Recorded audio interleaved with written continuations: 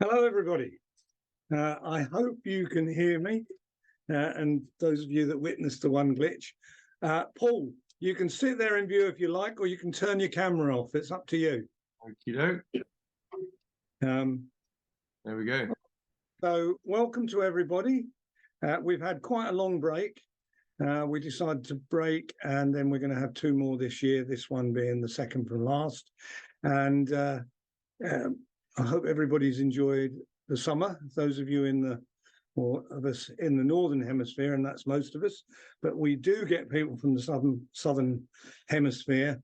And of course, I think if I can see my clock, Australia is just about waking up. I think if you're watching this live, then enjoy your breakfast.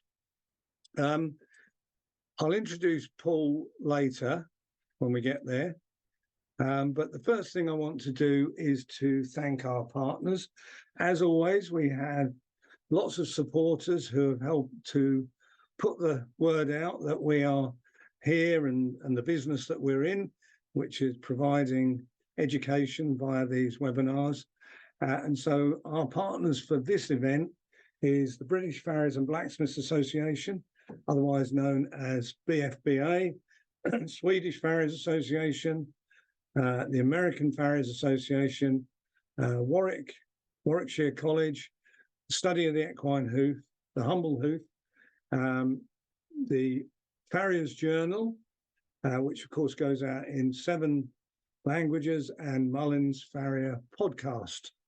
Brian Mullins always gives us a shout out, so that's really good of you, Brian, and keep it up.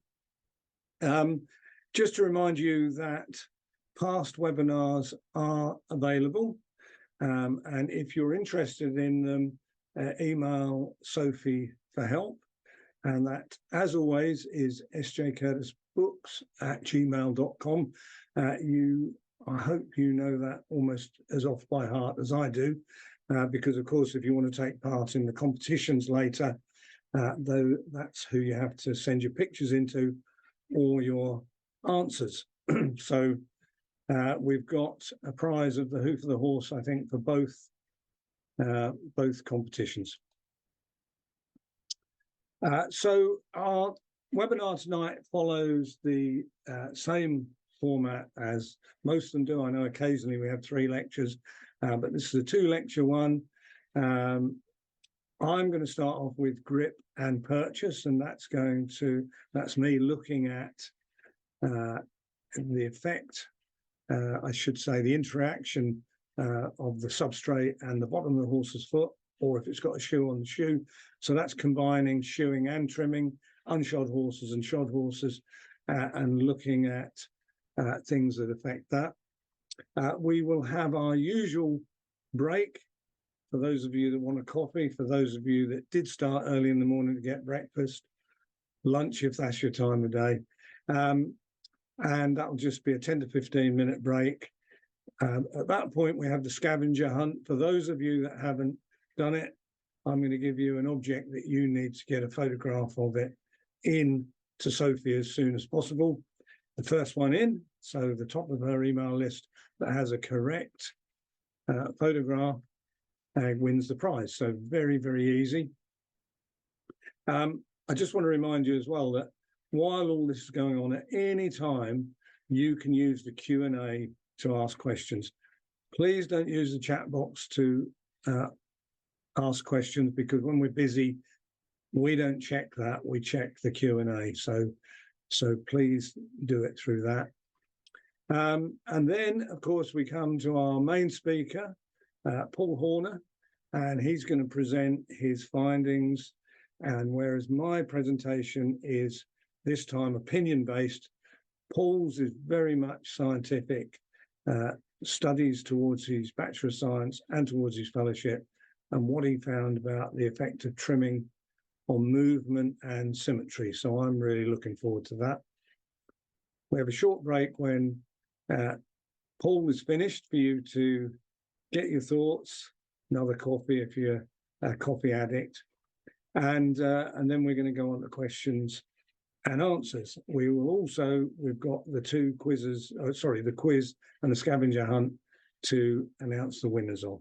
So that's basically the formula for today.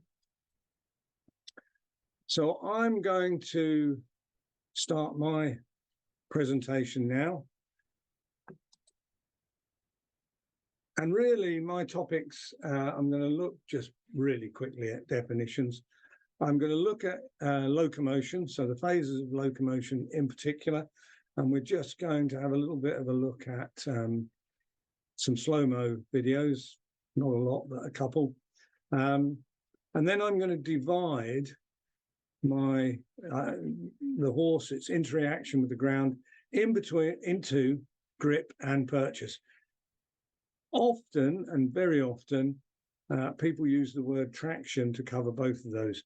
The reason I try to avoid it, although it is in one slide, is because I think, although there's obviously a link, because it's what goes on at the bottom of the foot or the bottom of the shoe and the ground, actually, they are totally different things. And I don't like the fact that we use one word to cover two things that in a way are very different. So I hope you'll agree with me by the end of this, but that's why this whole webinar is called Grip and Purchase. So one of the amazing things about the horse is the uses we put it to. And as you can see, there's about a dozen pictures here of horses being used in different ways, from very traditional ploughing to racing on ice, to going trekking, rodeo, all sorts of uses. And of course, I could have filled this screen with another 50 pictures, really, because there are so many breeds of horse, put so many uses. But the reason I wanted to start with this was that in all of these events and pastimes and sports that we put the horse through, in a way it needs different amounts of grip and purchase.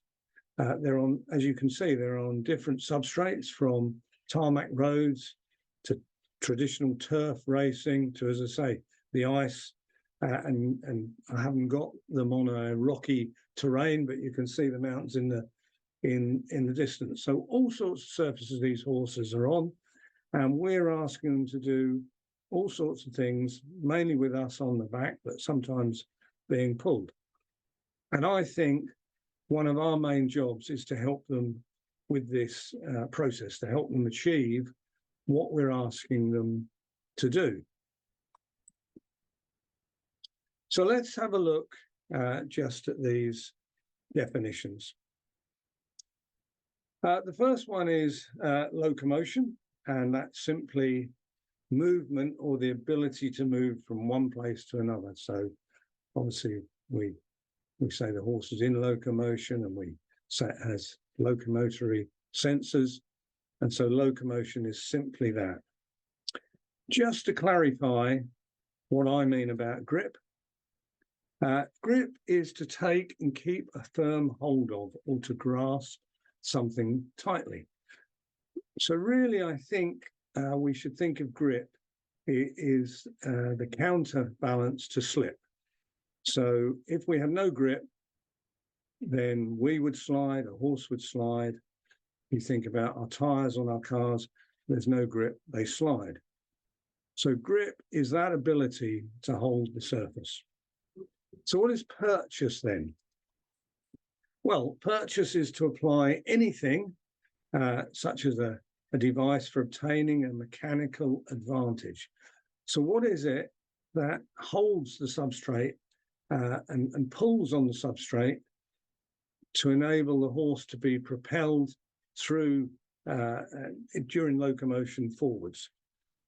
So it's that ability to gain purchase that allows any animal or anything to move. And so here we go. I have used the word traction here. Actually, I was wrong when I said I use it once. I do use it on another slide. So traction is simply the combination of grip and purchase.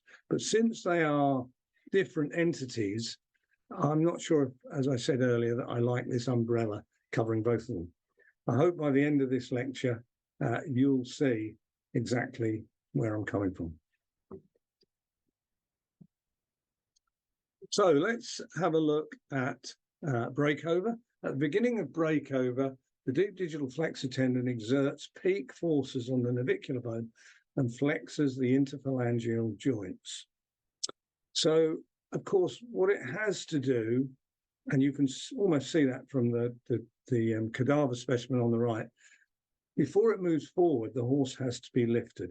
And we're going to come back and look at that and how that puts stress and peak stress on the tendons, especially the superficial digital flexor tendon and secondarily the deep digital flexor tendon. And then towards the end of breakover, load is transferred to the dorsal hoof wall and the tip of the distal phalanx. And again, that cadaver specimen almost illustrates that. But we mustn't forget that it isn't just the transfer of muscle power through the tendons that propels the horse along. There's also this elastic recoil, and of course, that elastic recoil especially occurs in the suspensory ligament, but the superficial flexor tendon really returns a lot of energy during the horse movement. So this here on the cadaver specimen is the superficial digital flexor tendon. Of course, it runs all the way down the back, and then it makes actually 4 attachments to the 2 pastern bones. This is the deep digital flexor tendon, and we can see just how big that is. Sorry, I should have just gone from here. Deep digital flexor tendon. And here we can see the check ligament, which is this ligament that really supports that tendon and in effect turns a tendon into a ligament from its attachment just below the carpus until it finally inserts right down inside the hoof capsule under the distal phalanx. So what are the phases of locomotion? Well, different authors use different terms. I can only use my terms. I don't think there's disagreement amongst authors and researchers. I just think it's a terminology thing. So first of all, our horse lands. And if you look at this diagram, we've got these 2 under grip, and at the end, we've got purchase. So as the foot lands, it starts to grip whatever substrate it's on. And then there has to be some slide, even when the whole foot is on the ground. And we're going to look at that.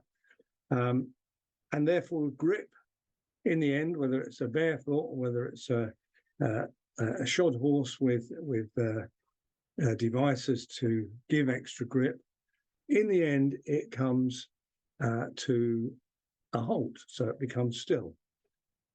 But grip is required there, as I say, whether it's synthetically made by us or whether it's part of the horse's natural ability to prevent slide.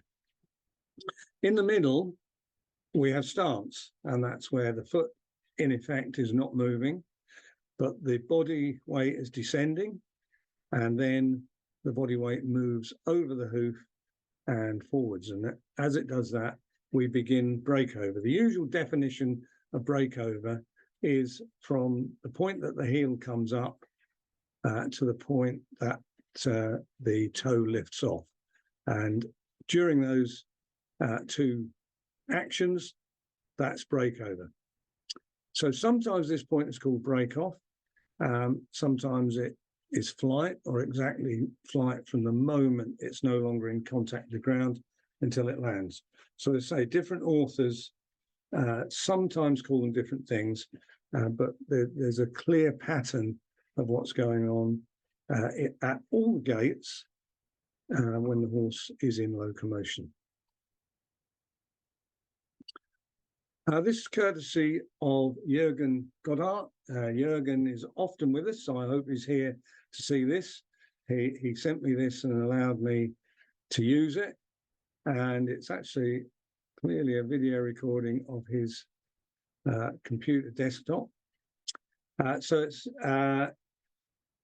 This is really showing the horse in motion. You can see the graph at the bottom showing the left and right hooves coming to the ground and then loading. And then we have the two pictures here. We show that the loading is never even on a soft surface. We can see that basically it is the back of the foot that loads first, and then at the last moment, all the loading is at the dorsum, at the toe, and that, of course, is at the breakover and lift-off stage. The other thing you can see here is the lines on here are showing the center of mass and how it changes as the horse moves. This is the same horse, the recording, and I'm afraid for any more technical information, you need to contact Jürgen to tell you what gizmo he used. But we can see this is just about finished, and we are left with this breakover point here with the loading all at the dorsum. So it is a very nice illustration of the horse moving and how loading is never still, never even across the hoof, and it's moving the whole time along with the gait and the way the horse goes forward. So we get different wear on a shod horse between front and hind, and of course that's long ago been recognized. We can see that the front shoe, the toe gets rolled if the horse is in an abrasive situation, for example, where it has to go on tarmac or concrete quite a bit. So we get this natural rolling, and some might say we should copy that when we trim and shoe a horse. And on a hind shoe, they're almost always a flat wear. So the same horse doing the same thing, the front and the hind wear differently. Hind shoes don't tend to get rounded off. They're sometimes squared off, where you get a horse that's tired and dragging its toe. And we're going to see one dragging its toe, though it's on a soft substrate. So if they're dragging the toe, they wear it off square. But what they don't do is roll it in the same way as the front does. Some hind shoes are very worn on the lateral branch, and I think that really shows that during the slide, they are loading the lateral side of the leg and the foot. And over here, we can see breakover, and I showed this diagram, of course, already, but I'm showing the breakover into the ground. If the horse is on a hard surface, then clearly it cannot rotate its foot into the ground. The harder the surface, the less it can do that, but probably the more it's able to get this purchase and push off. So I'm going to show you 4 videos that I took totally at random of a little grey pony, just because it was available. So this is not a scientific study. What it is just me trying to illustrate some of the things I'm talking about. The pony was shod in front and trimmed behind, so barefoot behind. We walked it and trotted it on both a hard tarmac and on a sand and fibre menage. So let's see it first of all here. And what we've got to do is see if by eye, if we can see the slip at the during the just before the start phase. So you can probably see this slight slip with the front, and of course slight slip is very good. It's probably more obvious with the hind, whether that's because this is unshod or whether it's this pony. As I say, it's not a scientific study, it's just an illustration to make us think about that. So let's now look at the same pony walking again in slow motion, but on this sand menage. Not that one. this one. So here we go.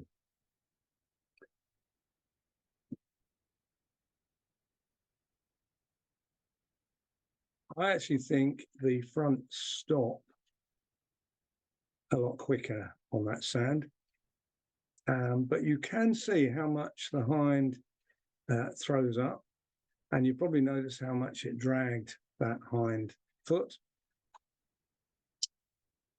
If we just see it one more time.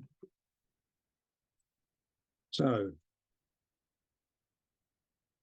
front foot, this surface appears to be stopping some of the slide in front. It may be stopping some of the slide behind, but it was interesting to see that foot go in, and then the other foot you can see it dragging just a little bit, and maybe in another situation that would be wearing that toe off. So now we're going to go to the trot, and same pony, same surfaces, and let's just see if we can see any difference. So at the trot, you can see the slide there. The funny thing with the hind, because of the floating action, there appears to be by eye, and our eyes can only see so much movement, there appears almost no movement with the hind, no slide, when you think how far it was sliding at the walk. So you can see floats, puts it down, not much movement. So let's now look at the trot on the sand and fibre. And we'll go again. I'm afraid I was probably a little bit close to this.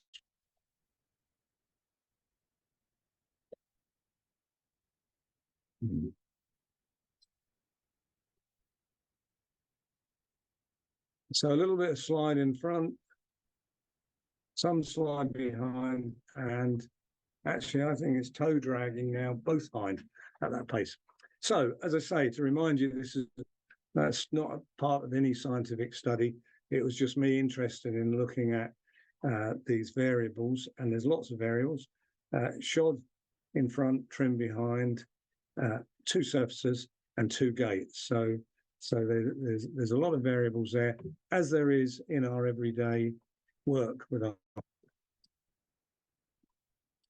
And I just put this in because one of the followers, Frank Marmander, who sometimes attends these webinars, he just sent me this, and you can see because he was accused of shoeing this horse with the shoe sticking out the front. But of course, what had happened, for those of you that do shoe horses in a sandy arena, is it's very abrasive, and you could see that with that sand puffing up in the front of the hoof as that pony was trotting, and it really wears off the hoof sometimes, and so it looked like this had been trimmed off and the shoe was set forward, which of course is not so. Kate Horan was kind enough to give me some videos. She's been engaged with the Royal Veterinary College in a study of racehorses on different surfaces with different types of shoes. More and more of that is coming out. It's not for me to present her work, but she was kind enough to show me this.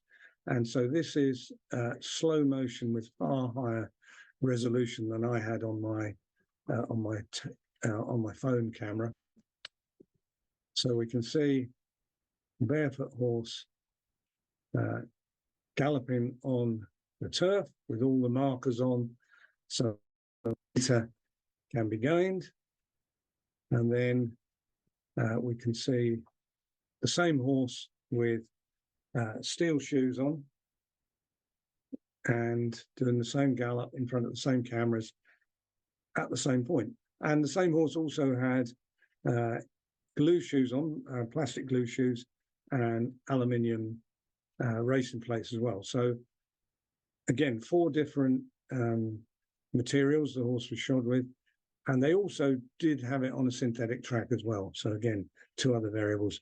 And I know that there's still more information coming out about that study because they collected so much data. But One point I'm going to make to you is, can you see any difference between them? And of course, the answer is our eyes can't see that, which is why we need high resolution cameras and why we need computers that can analyze what's happening there. So as I say, Kate has an awful lot of information to give you, but there was a distinction between breakover duration in hind limbs and forelimbs. So that was a little bit, I think, a little bit unusual and interesting.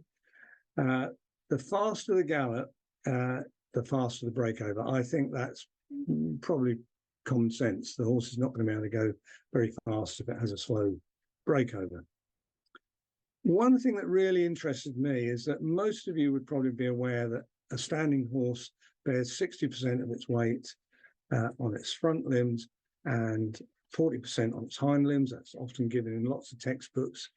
I'm told technically it's actually more like 37 to 63.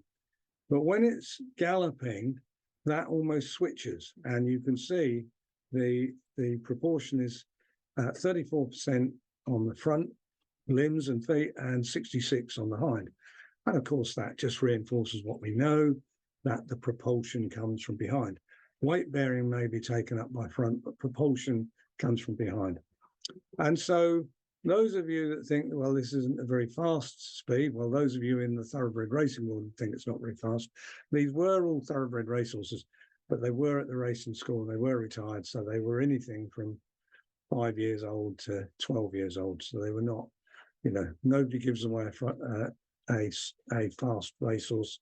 But nevertheless, they were sound horses, and they were still capable of speeds far quicker than most other breeds, probably every other breed.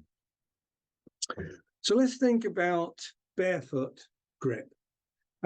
This is a picture of a horse that's never had its hoof trimmed. So we can see its frog, we can see this pointy shape, and we can possibly say this is already folding forwards. This, of course, is a cadaver specimen that I've just coloured in the digital cushion and the frog. And I think the frog is an underrated and most important organ of grip. It's rubbery, it has this pointed shape, and during that phase of locomotion, when there's weight bearing, then the frog is pushed down. And so any of us that have seen a horse galloping around a paddock and then pulling up will have noticed how they put their heels into the ground, and that's how they're able to stop themselves. So I think they're using the frog, and I think its shape is a little bit of a clue. I think it's almost like a plough going into the ground. Every other animal, when they have a foot pad, which in a way is what the frog is, just another foot pad, that would be an oval shape or a rounded shape. So there has to be a reason why our frog is this pointed shape, and I think it relates to its ability to apply grip when the horse needs to break. So what about purchase in the barefoot horse? Well, clearly for 30 million years, horses have managed to get purchase on the ground and propel themselves along. So this is a horse with a very traditionally trimmed foot. It's got quite a nice hoof pass and axis, considering it's a 10-year-old thoroughbred. This heel angle isn't too bad. As you can see, nice glossy hoof. So fairly healthy.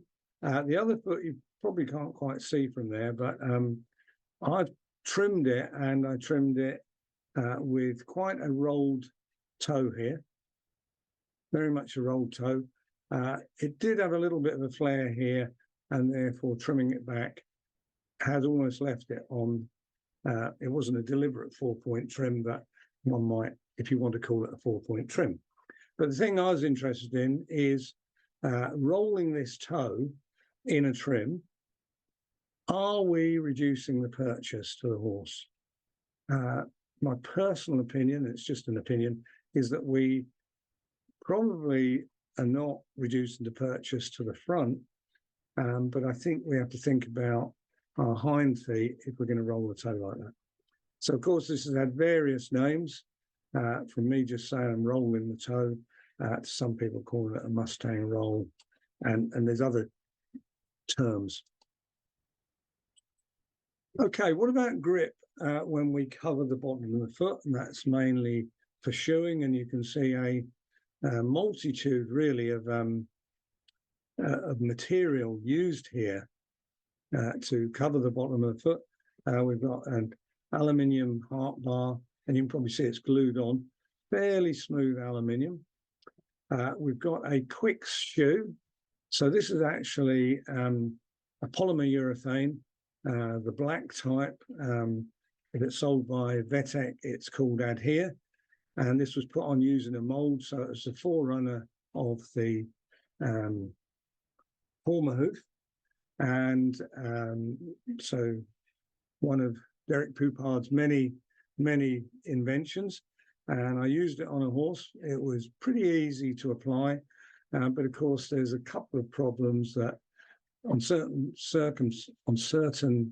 surfaces, polymer urethanes are a little bit hard and a little bit slippery. The other problem, of course, is that after a period of time, polymer urethanes become more brittle, and this used to crack. It looked wonderful for 2 weeks, and after that, it started to crack up. But I know former hoof have tried to take it further on. This is a horse that I shod a number of years ago with a hospital plate, a Farley hospital plate. You can see it's a 1-bolt plate, and it dips under there. But a hospital plate has that name because you shouldn't be having this horse galloping around a paddock. So it doesn't matter if it's a little bit slippery. It's only supposed to stay in its stable. Some people make them out of checker plate now. And so checker plate, of course, would give some grip. This was I don't know whether it's come and gone. It certainly, I tried it many years ago, a slip shoe, and you could cut them to size and glue them on. Quite rubbery. So the thing about rubber is it does grip on many surfaces. Of course, when we use very rubbery shoes, then sometimes people might say there's too much grip and there's absolutely no slide. So why do we want horses just to slide a little bit? Well, of course, we don't want the impact within the joints. The horse would appear to naturally need a little bit of slide. If you totally stop slide, you might have a half-ton of horse just the joints smacking one into another as it's taking that, or as it's decelerating too quickly. I like this picture. I took this in Australia. This is a great giant draft horse shoe, and inside it, I hadn't put that there for the picture, somebody had put a steel training shoe for a racehorse, and we can see the difference in size. But the reason I wanted this here was we can see it has Corkins, but it also has tungsten, sometimes called borium, and that's been put on there, obviously for a horse that goes, I would say, on a hard surface, concrete or tarmac, and it needs the grip. The other one here is the imprint shoe, and I know Andrew Poynton's gone to great lengths to improve the grip because the initial early imprint shoes were quite slippery, especially on wet grass or some other surfaces. But as I say, not to knock Andrew's great shoe, he's gone to a lot of trouble to try and fix that by putting, I think, granules in that give grip. Okay, so sometimes what we put on the bottom of the horse's foot, as I say, may stop grip, and we probably don't want to do that.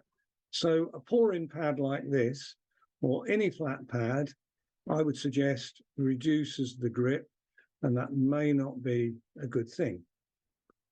So nowadays, there's a number of people who have come up with ideas to synthesize the frog. And if you think what I said earlier about the frog, I think it's part of the braking mechanism of the horse. I know they're not doing it just for that reason. This is a PM pad, and between this synthetic frog and the foot surface, or the frog, is dental impression material.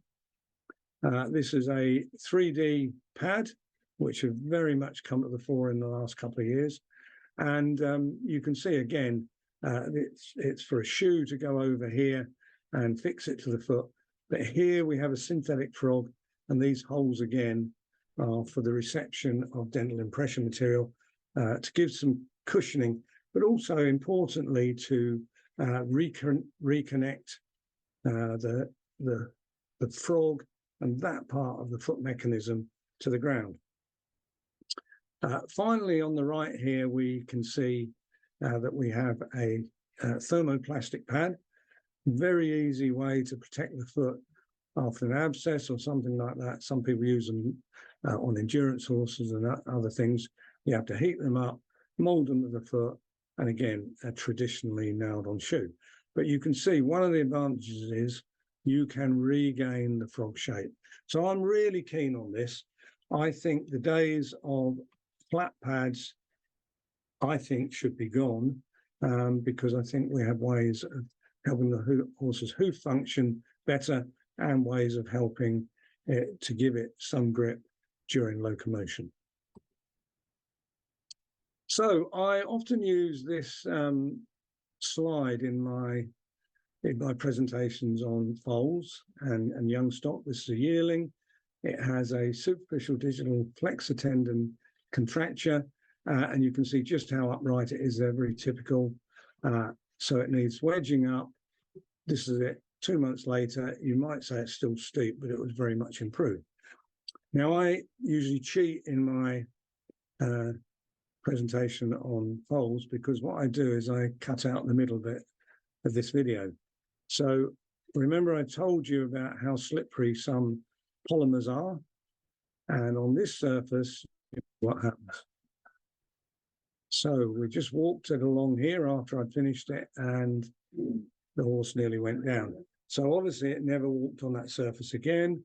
And when I redid it, I used a different material with a little bit more grip.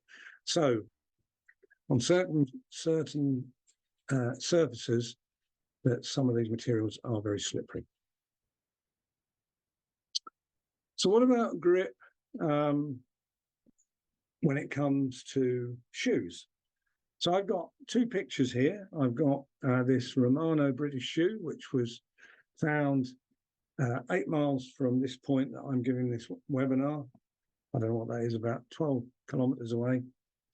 And it's only dated as Romano British, so somewhere between 445 to, AD 25 to 445 AD. Pretty old shoe though, at least 1600 years old. This shoe is not so old, but it's still almost 400 years old. And this one is my shoe, so here it is. It stays in my house. So very old shoes with a long time between them. Some things have changed. The style of the nail holes has changed. This was a little pony, maybe pulling a cart. Of course, horses were a lot smaller 2,000 years ago. And this one's a little bit bigger and very broad. But the thing that joins the two of them is that they have corkins on each heel. So they have devices to give grip. And we can see this is used a lot in different styles for different types of horses. This is a draft horse shoe, beautifully made, of course, with heels, as they call them in Scotland, or corkins, as we call them south of the border. And again, now we've got a cork and wedge. The reason the cork in this side is made this shape is because it's in danger of hitting the other leg, which is you can just about see over there. So it's a safety device for a horse that moves a lot quicker.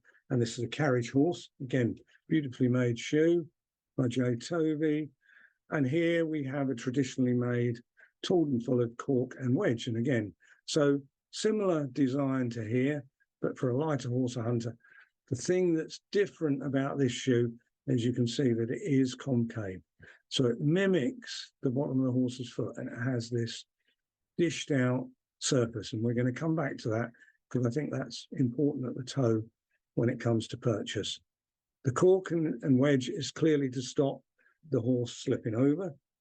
Hunters go on the road, they go across muddy fields, they go everywhere really. So the concave fullered shoe was developed in the UK about 140 years ago. It has taken a while to spread around the world.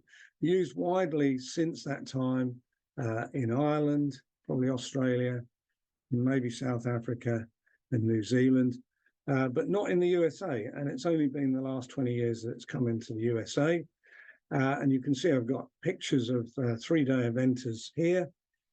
And although I don't think the dressage horse needs a fully concave shoe, maybe it would help the show jumper, but certainly cross country, they are ideal shoes because they give some grip, but they also give purchase because of this concavity that you saw in the last slide. So what about other sports? Well, the polo horse, and of course, the best place to see polo is in Argentina, and this is the Polo Club of Buenos Aires, where I was lucky enough to be a guest there a number of years ago. And most polo farriers shoe with one outside corking or a screw-in stud. In this case, it's just a common engineering bolt, and that's because Argentina doesn't have a great economy, and in order to save money, some farriers do this, and I'm sure mechanically it does just as well as an expensive stud. So why do they just put one? They will say that polo horses have to swivel so much that if you put 2 in, the torque on the leg is too much. Now, I know that there are some farriers who shoe, for example, indoor polo ponies and in the States, and they would sometimes beg to differ on that. But I think certainly in the UK and many parts of the world, the single corking is put on the polo pony. My only contention with that is, does a horse swivel just on a point on the outside of its foot, or does it swivel on its whole foot, or does it swivel at the toe? I don't know. That's just an observation. So what about roadwork? This is a picture of my good friend Marty Salah, who I'm hoping to get him to do one of these webinars because he's a man of great knowledge and many things. But here he is pictured in the foothills of the Pyrenees, because that's a great place to train endurance horses. And this was an extremely good endurance horse that he was working on at the time when I visited him. And you can see the type of shoes that he puts on these endurance horses. So quite if we can call it a traditional 3/4 fullered flat shoe. Clearly you can see it's a workman shoe, but I'm sure whether it was Kirkhart or one of the many other works, it would be one of the many other brands, it would be a very similar shoe. So this has tungsten pins in, and you can see them at the heel, the grip, but it also has tungsten pins in at the toe, not just to give grip, but to help with the purchase. And these are, by and large, going on some quite hard tracks and hard roads, and they get a lot of wear. And I'll show you a worn shoe. That's obviously a front-on view of the worn shoe. And you can see these tungsten pins, just how prominent and how they've been untouched, whereas the rest of the steel shoe is totally wiped out. So if you ever wanted to test the difference in wear capability of tungsten and steel, that shoe has done it. Tungsten is the hardest metal known to man, and it really does that job very well. So it's stopping the horse from slipping, and probably being at the toe there helps somewhat with purchase. All right, so if we're going to adapt the toe and we're going to change the leverage, we'd have to say, is that beneficial to the horse? I think it probably is. We have a graph here showing that normally at this point, I wish this diagram had the foot still on the ground. This is the peak stress on the tendon that I mentioned earlier on the superficial digital flexor tendon. And it's really a lot of stress. This is the point usually where there is an injury. If we roll the toe, and that on one of the diagrams it has a rolled toe, what we don't do is speed up the breakover, which is often said, but we even it out more. And that can be seen in studies by people who have looked at it, not myself. And you can see how this blue line does not reach the same peak of stress. So that has to be beneficial. And we can do that in front. We can do it in behind as well in a number of ways. But I'm particularly thinking about the front where those tendon injuries occur. So this diagram is really showing how we can modify a shoe at the dorsum to change this peak stress. And if we see the rocker toe and the rolled toe, they're very similar. Of course, the thing about the rolled toe is you could fit it further back. With the rocker toe, you are limited how far you can set it back. And I don't know where, we probably don't still call this a natural balance shoe, but if it's a shoe with a quite a wide easing of the toe, then we can set it back. But do we trim the hoof wall off down to it? Well, I don't think we should. I think we should just angle it like this and leave the strength in the hoof wall. And if we look, so we can see how much further that breakover now comes back. So reducing breakover must be a beneficial thing towards the tendon. Is it a beneficial thing towards locomotion? It might not matter too much if we're doing it mildly in the front, but I certainly think it matters in the hind, and we're going to come back to that. So the reason I put this transverse slide of the hoof wall, and we can see the lamellae down here, we can see the horn tubule, the pattern where they start small, get bigger, and then gradually get smaller again until they get very oval and disappear. So we know that there's a reason for this in that larger cylinders, which what the horn tubules are, create more stiffness. So clearly this horse's hoof is a very complex structure. And if it's designed like that, if it's evolved like that, then who are we to destroy it?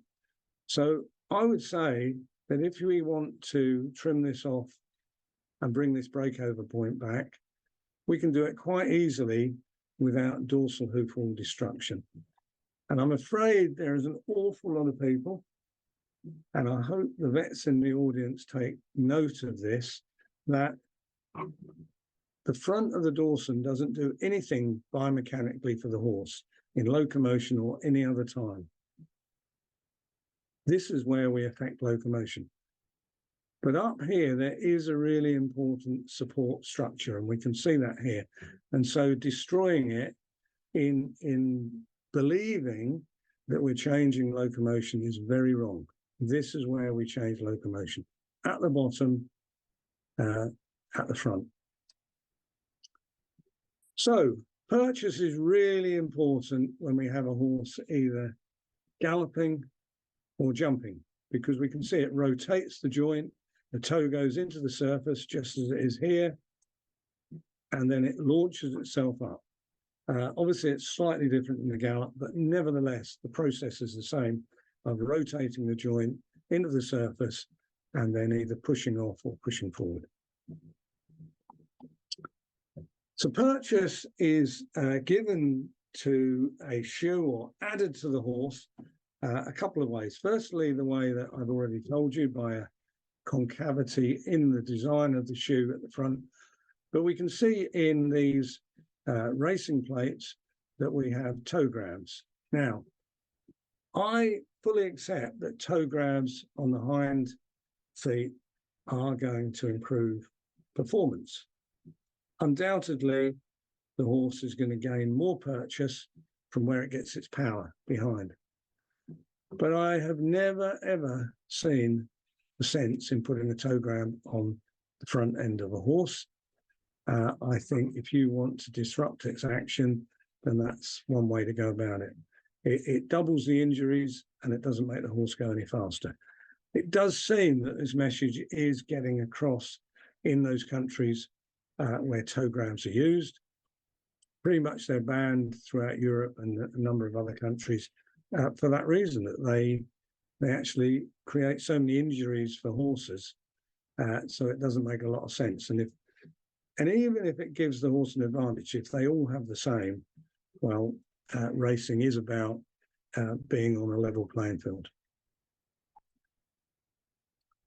So back to our polo ponies and our polo pony shoes. We can see the cork in there, and we can see one ready for screwing here.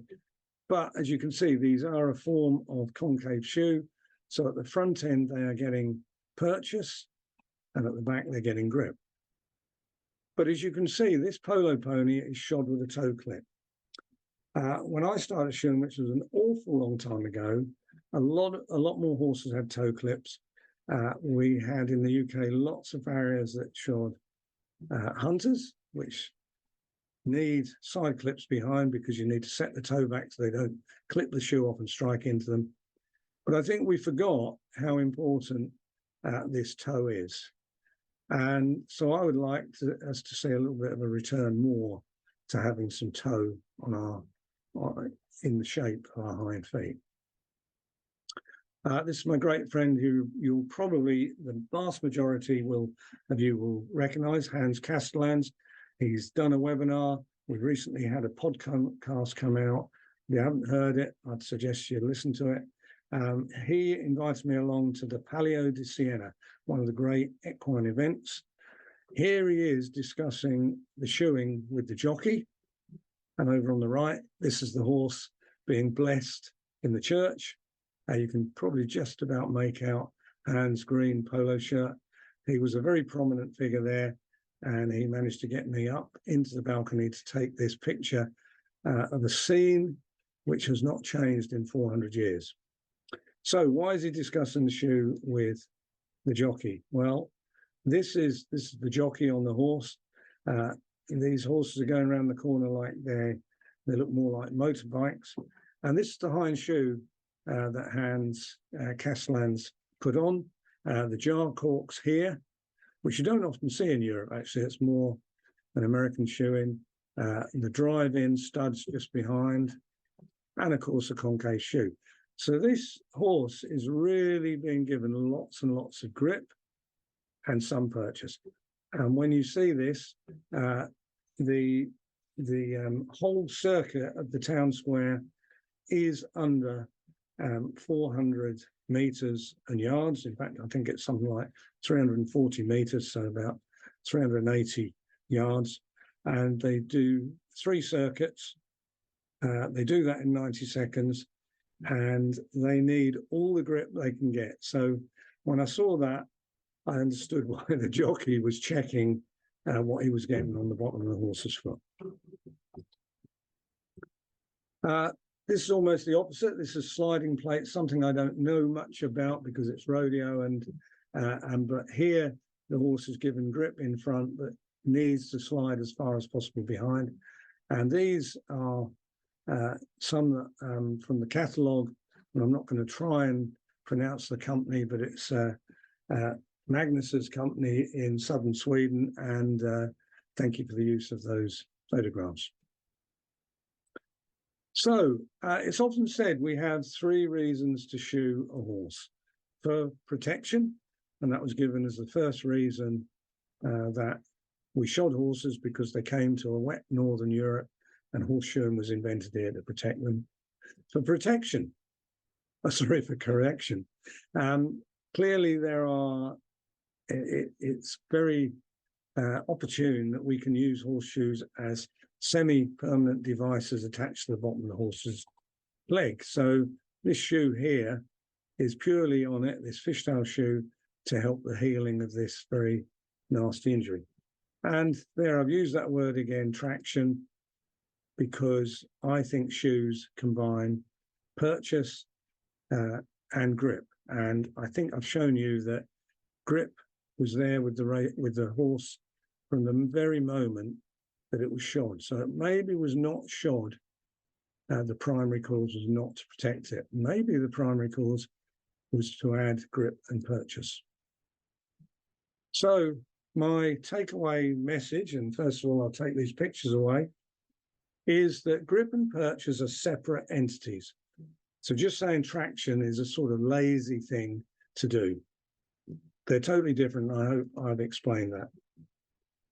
They are both related to the interface with the substrate. So whether it's just the bottom of the barefoot or the shoe on a shod horse with the substrate.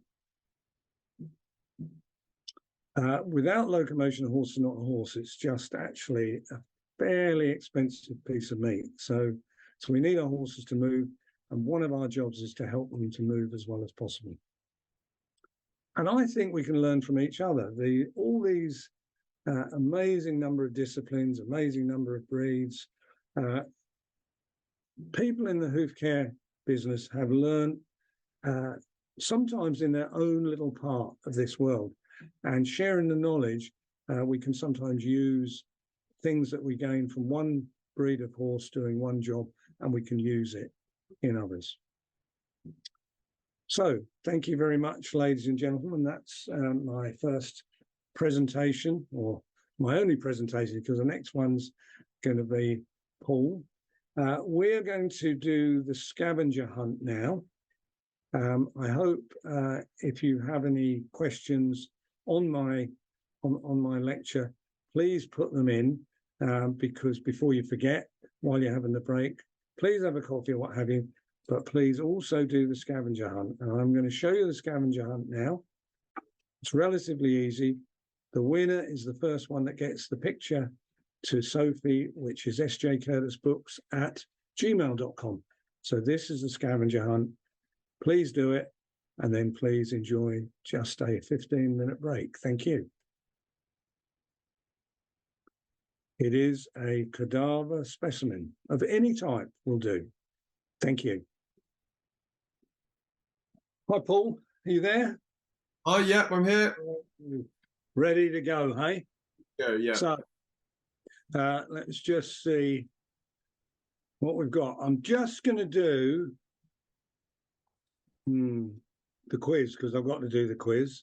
And I've probably put it in the wrong place. I'm going to do the quiz, and people can be doing that. So everybody be ready to write these questions down. Very simple questions, 3 questions, which will win you a copy of The Hoof of the Horse. So the first question is, in locomotion, what is the phase when the foot is still? And I'll probably accept 2 different answers for that. Question 2, what is the hardest metal known? Towards the end of that last presentation, I gave you that. And question 3, give a name for rolling the unshod toe. And just to help you, sometimes it's named after a feral horse. So there we go, 3 questions. The first 3 correct ones in will win the prize. So send them to sjcurtisbooks@gmail, and the first one in will win. So we now have Paul Horner. I've known Paul for a huge number of years, and I've just got to see if I can get rid of that. Okay. Paul passed his diploma in 1997, so he is older than he looks. Tell me, Paul, you live in North Somerset. How close are you to Cheddar Gorge? Oh, very close. I'm probably about 5 miles now. So There you go. For those of people that wonder where cheddar comes from, Paul's almost living in the gorge, and cheddar cheese is sold all over the world because they never had the sense to copyright the name, did they? No. And so cheddars are made from the North Pole to the South Pole and from east to west. But anyway, I knew you must live fairly close. So, Paul, you've done competitions, and you went off in 2009 to Myerscough College to do the Bachelor of Science degree there. Why did you do that? Well, I was actually just first of all thinking about doing my associate exam, and I wanted to kind of get some basis and somewhere to start learning. So I'd been doing a few competitions, and I started to find out about the Myers Cove course and enrolled in it, and it was a great way to start the basis for learning. And I never really had the intentions to keep going, but once I'd got into the learning method, I was away then, and then really enjoyed the research, and that's what got me to do my couple of research projects that I'd done.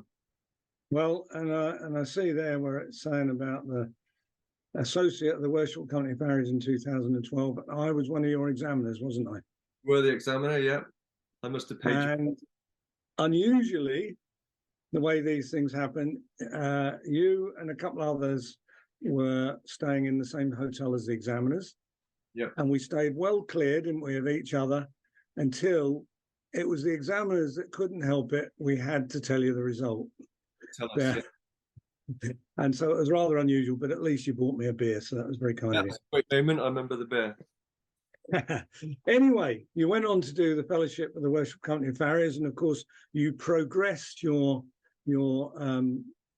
thesis and your studies that you did in the Bachelor of Science, which is a great thing to do. So you know, all of us look back on some of the, if we do research work, and we sometimes think, what could we have done differently? What could we have done better? And you did that, so that was great. Now, you are resident farrier at the University of Bristol, and for those, again, that don't really know the university thing, Bristol University, along with Durham, is considered just behind Cambridge and Oxford in the rankings of British universities, so it couldn't get much higher. And there's a veterinary school there, and it says here you've been a resident farrier for 20 years, I think. A long time. Just, there must have been 98, 99 I started there, so not long after I qualified, to be fair. So, well, we certainly need good farriers at veterinary schools, and I'm glad that you're there all that time. So the only other thing I want to draw attention to is the fact that you went to the Tokyo Olympics as part of the Olympic farriery team. So you weren't part of the British Olympic team, were you? You were overall, weren't you? IOC, we were part of the Olympic International Committee, so we were there to deal with any country that may need us. So obviously, Team GB will take their own farriers, and other countries will, but not every country can afford that. And they may, at the time, the other farriers may be busy and there may be more horses involved. So we'd help whoever would need help over at the Olympics. And that must have been a massive thing to do. I mean, a wonderful experience. Although I'm told it was lockdown, wasn't it? And actually, you didn't quite have the same experience as farriers have had at other Olympics. No, we didn't get to venture out in Tokyo, but it was an amazing experience, and it was great to see all the the high level of professionalism throughout the horses there. It was amazing, and to be part of it.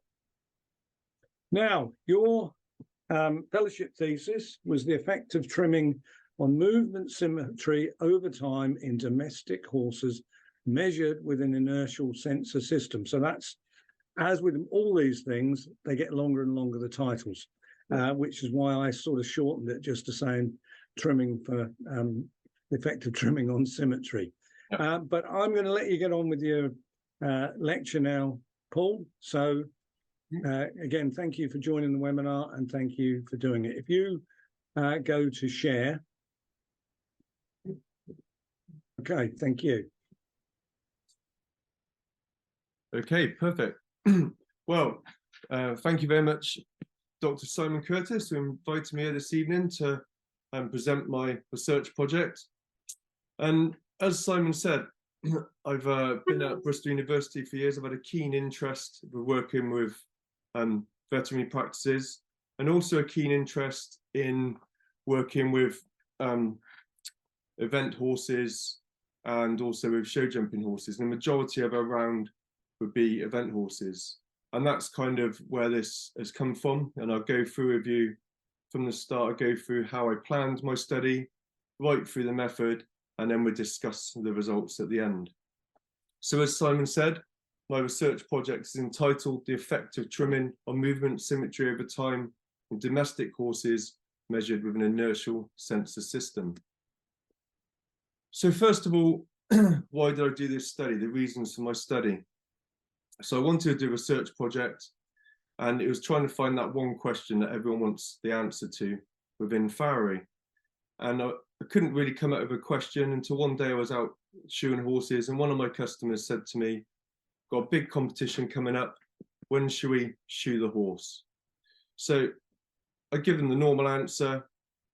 We don't want to be 6 weeks. Historically, we shoe horses 6 weeks. Don't want to be at the end of the shoeing cycle for obvious reasons. You have loose shoes, the feet become broken, you may have some cracks, clenches come up. And you obviously don't want to do it right at the start of the shoeing in case for any reason the horse doesn't like the trim or the shoes, or there's anything we need to adjust there.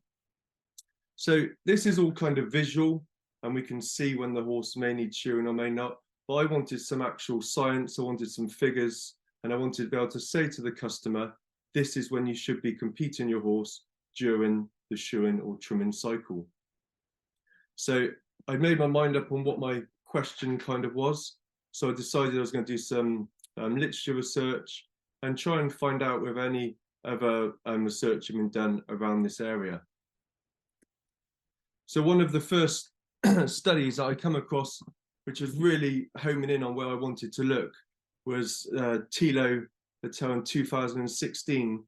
And this was a great study done, and they measured movement symmetry of horses using an inertial sensor system. Now, they done this on working army horses, and they took 23 horses, and one farrier took the results with the old shoes on, with the old shoes off, with the feet trimmed, and when the feet were shod. Now, what the movement symmetry showed was that this only improved when the feet were trimmed.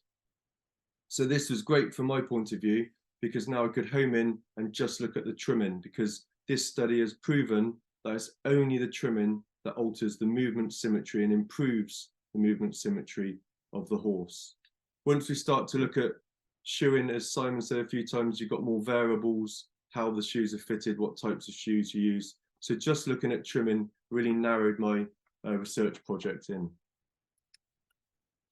There was a research done by Van Heel in 2004, and they mention how trimming doesn't alter landing, but alters loading.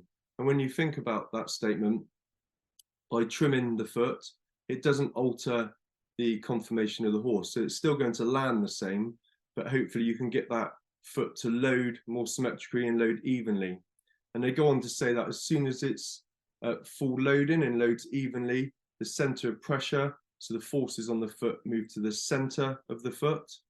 And then this allows the foot to dissipate the forces through the foot, and all of the structures within the foot are kind of in harmony and working as they should. And this will obviously enhance the performance of the horse. Obviously, this center of pressure moving around the foot, as Simon showed you in that great little video clip from Jürgen, this changes. So you have biomechanical changes within the foot. So as through the stance phase, as the horse comes over, these biomechanical changes in the center of pressure moves around the foot. But during the trimming cycle, so from when you first trim to the end of the trimming cycle, 6 weeks down the line, this center of pressure has been proven to move backwards. So it moves to the palmar or plantar aspect of the hoof. So they've noted here that the center of pressure moving towards the back of the foot changes the biomechanics, and that the horse goes through an adaptation process during the trimming process. And that in occasions, this biomechanical change can manifest in a small amount of pain and potentially lameness. So what they've said here is during the trimming cycle of 6 weeks, that the center of pressure moves and the biomechanics within the foot change. So again, this was a good study for me, because I can look at this study now and my results, and I can try and optimize the optimum week for movement symmetry from when I first trim the horse to my 6 weeks at the end of the study. And another study here, Clayton et al., they just go on to talk about when you trim a horse, that they go through what they call the response process. So Van Heel goes on about adaptation of the horse with the biomechanics, and they mention here the response process. So when we trim a horse, they have to adapt and respond to a trim. So I've kind of worked out now that I'm going to use movement symmetry and inertial sensor system. I'm just going to look at trimming, and I want to look at trimming over a 6-week cycle. And I want to find out the optimum time over that 6-week cycle of when the horse moves is optimum movement symmetry when applying my trim to it. So I can tell the owner that this is the week you should be competing your horse. So the aims of my study were to further investigate the effect of hoof trimming on movement symmetry and to establish an optimum time span of the changes produced by this intervention on the biomechanics of the equine digit. So I want to take the study, I want to trim the horse's feet, and I want to be able to pinpoint this exact week that my trim has optimized the best performance for the horse. A standardized trimming protocol will improve the movement symmetry of the horse during locomotion, and that the results gained will give the optimum trimming cycle for the horse over time to gain maximum movement symmetry from the trim. This is my hypothesis, and we hope to see whether this is true at the end. So the equipment I used, I want to look at movement symmetry, as we said. Equinosis, this is a system I used. Now, Equinosis was founded in 2007, and in 2016, they'd worked all that time to bring out the Equinosis Q with lameness locator. So you can see it in the picture here. This was a really good piece of equipment. It was new out, and it's non-invasive. It just uses 3 inertial sensors, as you can see in the picture, one on the pole, one on the pelvis, and one on the right fore. And it works in real time. So as the horse is moving, it's sending the data back via Bluetooth, back to the tablet you can see there. You can store all of the results from day one, and you can compare to each timescale when we go along. So this is why I chose this equipment, and it is very similar to what was used in the TILO 2016 study. So how does it work? It works using 3 inertial sensors. They're the sensors at the top of the picture there. One goes on the pole and one on the pelvis. These are accelerometers. So what these are doing is they're measuring the vertical movement of the torso. So whenever we look at lameness, which this was designed for, lameness is a measurement of the vertical movement of the torso. So when you think about the torso of the horse, it moves up and down through locomotion. And if the horse is painful on one limb, this will alter that movement. So this is how we see lameness. But for us, using our eyes, we use other indicators, maybe the length of the stance phase, a hip hike, or a head nod. But this takes this out and just measures the symmetry of the horse. So the accelerometer on the pole, this measures the rise and fall of the pole. And this has a cutoff metric at 8.5 millimeters. So what this does is it deems 8.5 millimeters or below to be symmetrical or sound, and above this to be unsymmetrical or lame. With the pelvis, this has 2 measurements. It has diff min, so this is the falling of the pelvis, which is the impact phase of the stance phase. And you have diff max, so this is the rise of the pelvis or the push-off phase of the pelvis. And in the hind limb, the diff min and diff max, the cutoff metrics are at 3 millimeters. So 3 millimeters or less is deemed symmetrical or sound, and above is deemed unsymmetrical or lame. But try and stay away from the lame and sound. It's more unsymmetrical or symmetrical, and we'll go into that a bit more later in the study.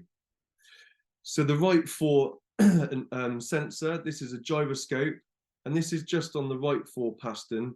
And what this does is quite clever. It tells the software what foot is on the ground at whatever time and at what part of the stance phase. So this equipment can tell you whether it's left fore, right fore lameness, left hind, right hind. It can also tell you whether it's an impact phase or push-off phase. And it works within less than 1 millimeter of error. So it's really, really high quality, and it's 10 times more effective than the human eye. So what does it actually measure? You can see on the picture here now, we have what you'd actually see on the screen. This comes through via Bluetooth. And this first box here, this half is the right 4, this half is the left 4. And you can see we have impact phase and push-off phase. So what is shown here is we have a right 4 push-off phase lameness. So visually, it's really easy to see, and we can get some results from that. It gives us all of the figures down below, so we can tell whether this is symmetrical or asymmetrical.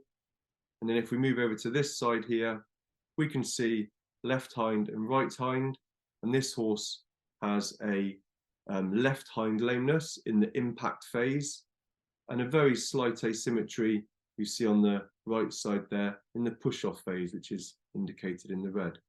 So the tablet is easy to understand, and again, it saves all of the information on there, and we can compare data sets at the end of the study. So why did I use this? As I said, I was been based at Bristol University. Bristol University had this software, so it's easy for me to get hold of. It's also very easy to transport. It's literally a tablet and 3 inertial sensors. So from that point of view, it's easy for me to use. It's really modern equipment, really out there. So it's great to be pushing boundaries and using new equipment that are out there. And it's non-invasive. It's literally attaches to the horse via 3 neoprene head cap and pole wrap. So really easy to use. So moving on to my method, I had 40 horses, which I managed to get from World Horse Welfare, and I applied an inclusion criteria to those 40 horses. After that, I ended up with 26 horses. So just to run through my inclusion criteria, first one was minimum height of 11 hands. Second one, I wanted no known previous history of lameness or recent history of lameness. So obviously I didn't want a horse to have been lame previously, and potentially of this software being so effective, picking up any history of lameness previously and giving us some wrong data. They needed to have adequate training and handling to allow trot up on a lead rope. This sounds quite a basic one, but we needed to trot these horses up. We wanted good, reliable data. The software needs at least 30 strides of reliable data. So we wanted to be able to trot these horses up nice and relaxed and get some good data.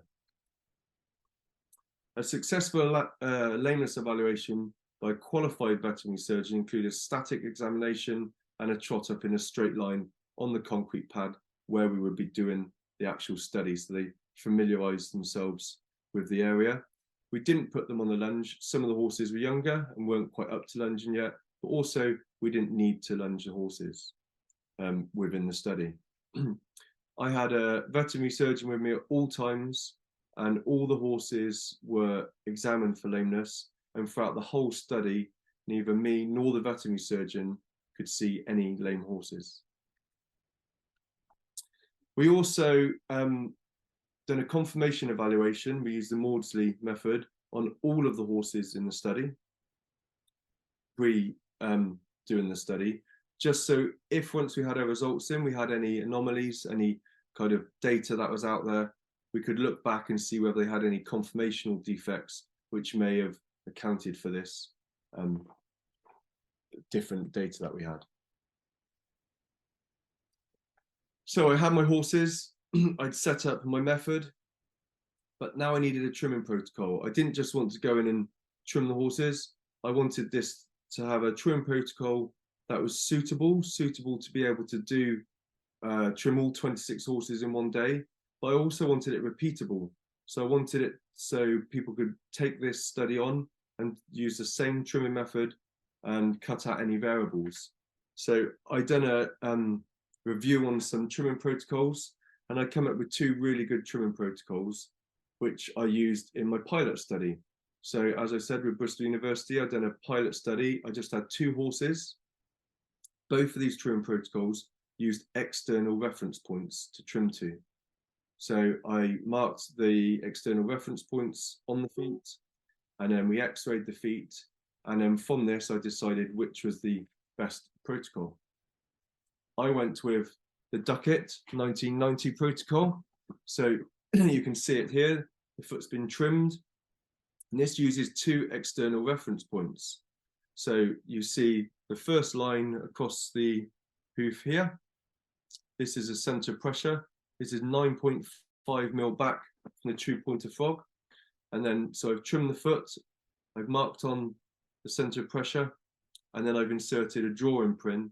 And this should be through the center of pressure. So through the insertion of the deep flexor and a direct line straight through to insertion of your extensor and your extensor process. The second line here is our center rotation. So this is the widest part of the foot. So again, I've marked this on, inserted a drawing pin, and this should go straight through and represent the center of the distal interphalangeal joint. So I trimmed the foot, marked it up, and then managed to x-ray it here. So we can see this is that foot we just seen. Here's our center of pressure straight through from our insertion of a deep flexor up to our extensor process here. And then again, the center rotation straight through to the center of the distal phalangeal joint. So as I said, this is easy to do. I've now proven that the external reference points do line up. Then when you actually check your trim to make sure that it's suitable and reliable, you use a pair of engineer's calipers. So you can see we have the 3 pictures here. In the first one here, you take your engineer's calipers, you go from the center of pressure to the last bearing point of the hoof wall. So back at the heel here. And then you don't alter the calipers, you keep that distance. And then that should go from the center rotation to the toe, and from the coronary band to the distal tip of the dorsal hoof wall. So it's really easy to check. It was repeatable. It was suitable because I could actually do this in time because I had 26 horses to trim myself, because I'd done all the trimming myself just to cut out any variables of other farriers trimming. So this is a trim protocol I went with, the Duckett 1990. So moving on to my method. Once we'd arrived there, we got all the horses out, and to start with, we just brushed the horses' feet out with a wire brush, just to make sure there's no stones or debris in there, which may give us some false information. We then fitted the 3 accelerometers, the inertial sensors, and you can see the 3 pictures we have here. So this is actually the concrete pad where we trotted the horses up and down. So the first sensor on the pole with a neoprene cap, the second sensor on the right fore on the pastern wrap, and the third sensor here on the pelvis. Just stuck this on some sticky pads. So once the sensors were fitted, we needed to get 200 meters of trot. So the pad in the background there is 50 meters, so we went up and down twice, and we collected our pre-trimmed data. As soon as the horses were trotted up, I then trimmed them to the Duckett protocol, so the 1990 trimming protocol, checked the feet with the engineer's calipers that they fitted into this trimming protocol. We then refitted the sensors and trotted them back up, and we gained post-trim data. So on day 1, I arrived, brushed out the feet, fitted the sensors, trimmed all the horses' feet, all 26 of them, then refitted the sensors and trotted them all up. So day 1, we gained pre-trim and post-trim data. I then went back at week 2, 4, and 6, and at these time periods, we didn't touch the horse's feet with any rasps or knives. We literally brushed the feet out with the wire brush again, fitted the sensors, and again trotted them up 200 meters to gain this data. So I had 5 time slots. I had pre-trim, post-trim, week 2, week 4, and week 6 data of movement symmetry, which we gained with the equinosis system. So once we had my results, I had to do my statistical analysis on it. So all of my results, the statistical analysis was carried out using the Statistical Patch of Social Sciences SPSS24. This was a software that we used to analyze all of my data. The variables were assessed for normality, both graphically and by means of a Safra-Wilk test, which corroborated that the data was not normally distributed. And for this reason, the median values were reported for all 3 variables. So the 3 variables we have is pelvis diphmy, and this is the fall of the pelvis, and this is the impact phase of our stance phase. Then we have pelvis diff max. This is the rise of the pelvis, or the push-off phase from the hind limb. And then the vector sum. So the vector sum is just a name used for the sum when we look at the forelimbs. So the data come in from the inertial sensor on the pole. So for these three variables, we use the median value. A related samples Friedman's test was used to analyze differences in movement symmetry between the 5 time points or data collection times. So this looked between pre-trim and post-trim, pre-trim week 2, pre-trim week 4, pre-trim week 6, and looked at the differences between these timelines. And a related samples Wilcoxon-Sims rank tests were applied for pairwise comparisons of the vector sums of the fallen values with statistical significance was set at p of 0.05. So moving on to the actual results. So here we have a bar chart, the variation in median values, so the middle value for each symmetry metrics. So to start with, we have all 3 metrics on here. So when we have a look down the side here, we have my data in millimeters. In the bottom, the 5 time periods. So pre-trim, post-trim, week 2, 4, and 6. And then we have the 3 different measurements. So we start off with pelvis diff max, the rise of the pelvis is in the blue, pelvis diff min in the grey, and the vector sum, this is the forelimbs in the light blue. So when we look at the rise of the pelvis, you can see after trimming, we have immediate increase in asymmetry, dies down slightly at week 2. Week 4 here, we are more symmetrical than at the start of the study, but at week 6, it's gone back up, we're more asymmetric. When we look at pelvis diff min, so this is the fall, the impact phase of the pelvis, we have an immediate improvement post-trim, and this continues through to week 2, week 4, with a slight increase at week 6, but at week 6 is still not as high as at the start of the study. With the vector sum, so this is the forelimbs, you can see we have an immediate increase post-trim in asymmetry, and this asymmetry continues right through the study until week 4, where it hits its peak and dies down at week 6, but we're still much higher than at the start of the study. So the results showed there was no statistical difference between pelvis diff min and pelvis diff max along the study. So there's no statistical significance between these 2 measurements across the study. The results of the related samples Wilcoxon-Sims rank test showed statistical significant difference in the vector sum. So there was a statistical significant difference in the vector sum when comparing the median value from time 1, so this is pre-trim, to week 4, and time 1 to week 6. And the statistical difference was an increase in asymmetry between these timelines. So the last bar chart we had all 3 metrics. We're going to break them down now and just run through the 3 different metrics before we just move on to the discussion.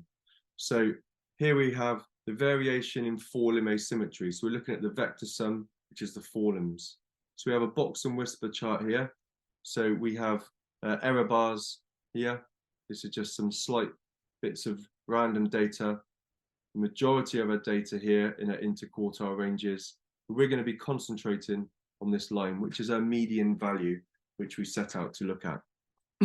So as we can see, post-trim, which is the orange here, you can see an increase in the median value immediately post-trim, and also an increase in the interquartile range. This shows that the whole population of horses becomes slightly more asymmetric, and also the median value become more asymmetric. And although through the study you can see the interquartile ranges stay relatively the same, the median value increases at week 2, week 4, and dies down slightly at week 6, but we are still a lot higher than at the start of the study. So looking at the hind limbs, so this is a variation in hind limb asymmetry. So this is diff min. So this is the landing phase. So when the horse's limb comes in and contacts the ground behind. So you can see we have an immediate effect. So the trim has affected the movement symmetry, improved the movement symmetry, not only in the interquartile range, but also in the median value. Week 2 here, we have a slight inter-individual. So the median value is still the same, but a few horses in the study obviously have become slightly more asymmetric and just spread out the interquartile range.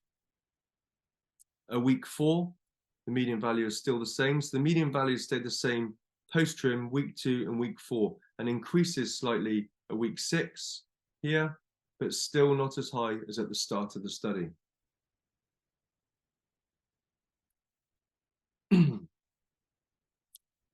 So still on the hind limb, so there's a variation in hind limb asymmetry and the results of diff max. So this is the push-off phase of the horses when you see the hip hike up and the horse push off and drive off the propulsion stage. So we can see we have a pre-trim interquartile range, which is reduced straight away post-trim week 2, week 4, and reduces here week 6. But we're going to look at the median value. So we have a slight increase here of median value. But it started to decrease at week 2, and here at week 4, we have an improvement in movement symmetry at week 4. At week 6, you can see again the movement symmetry, the asymmetry is increased at week 6, at time period 6.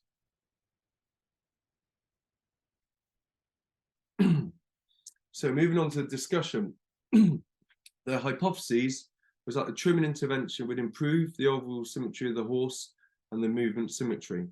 So this wasn't the case.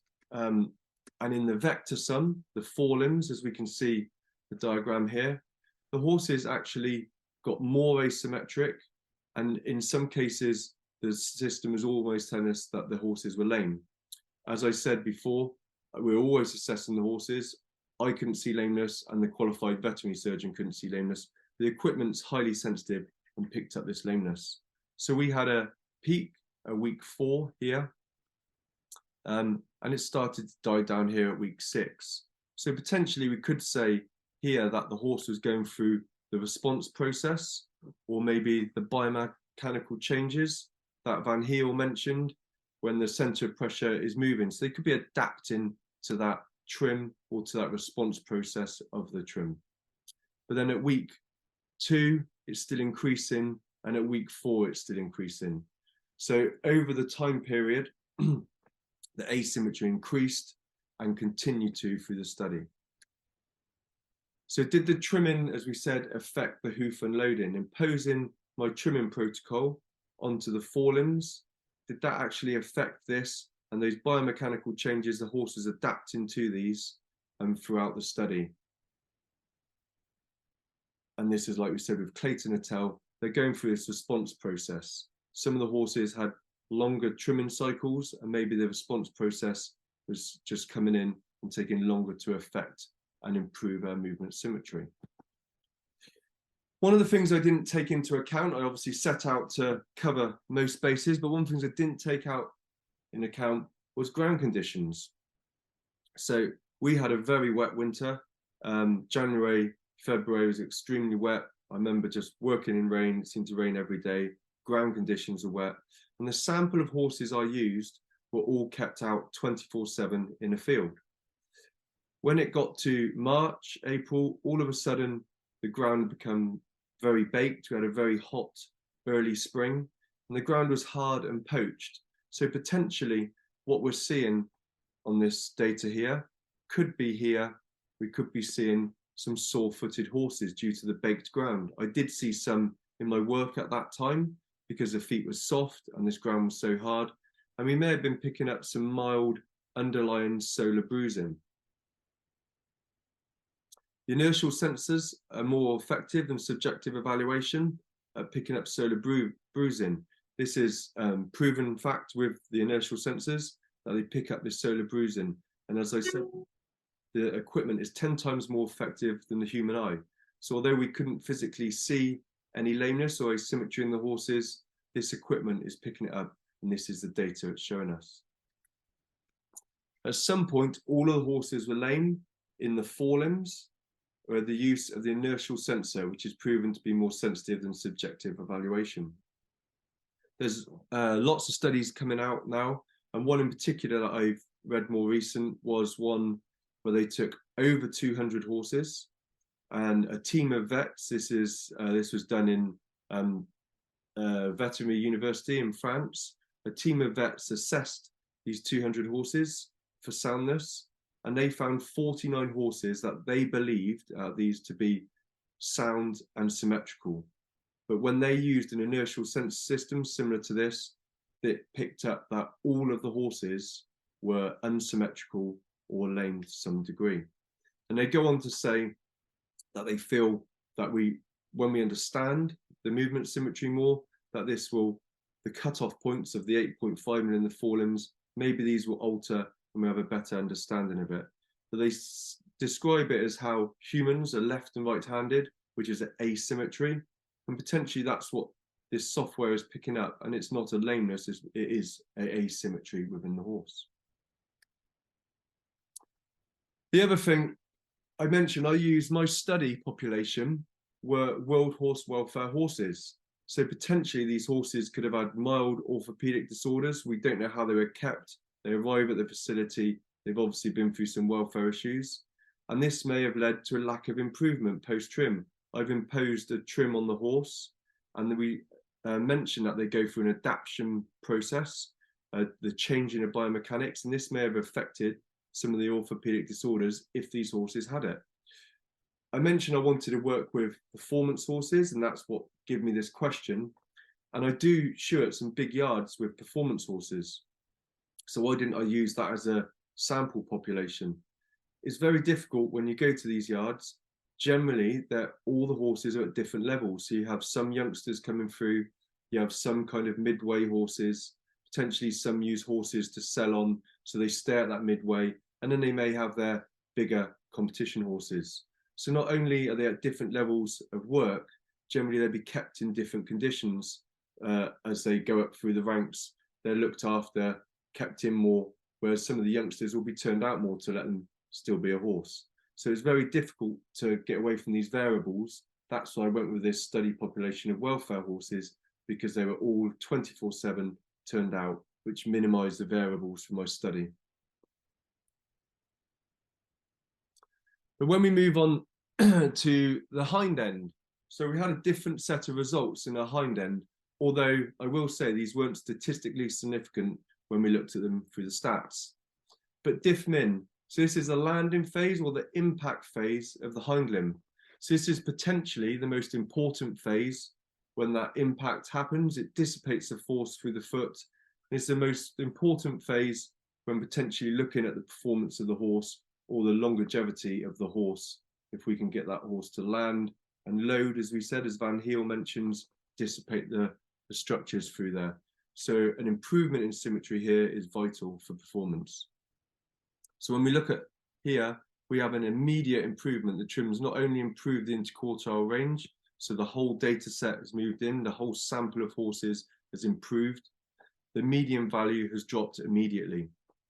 At week 2, you can see we have a slight change in the interquartile range. The grey box has got bigger. This is showing that some of the horses had an increase in asymmetry, but as a sample population, the median value has stayed exactly the same at week 2 as at post-trim, sorry. But then at week 4 here, the interquartile range decreases again, and we have the same median value. So to me, this is potentially showing that the horses have gone through a response process. They immediately liked the trim, adapted to the trim, went through this kind of response process, will change their biomechanics. And at week 4, we have optimum symmetry week. So this is when the horses in the impact phase are potentially most symmetrical. This is my interpretation from these results. At week 6, you can see we have an increase, not only in the interquartile range, but the median value. So the symmetry that was imposed on the horse in the landing phase is now started to decrease. So potentially, this is indicating that 6 weeks is too long for the shoeing cycle, and that you should be reducing the 6-week shoeing cycle, trimming cycle, I should say. So let's move on to the push-off phase, the diff max. So this is the push-off phase, or the hip hike of the hind limb. So again, immediate post-trim, the orange box, you can see the sample of horses have become more symmetrical, but we're looking at the median value. So we have a slight increase in the median value. At week 2, you can see an improvement. So again, is this that response process that Clayton and Natalia speak about, or the adaptation process as the horse is going through these biomechanical changes of the trimming process that I applied to the horse? At week 4, again, you can see this is the most symmetrical that the horses have been throughout the study. So when we look at diff min, so the landing phase, and we look at diff max, we have an improvement in movement symmetry in the 2 different parts of the stance phase at week 4. And at week 6, you can see we have an increase in movement symmetry in both parts of the stance phase. So this is potentially telling us that 6 weeks is too long, and we need to reduce this to 5 weeks. And this will give us a more symmetrical landing and push off of the hind limb stance phase.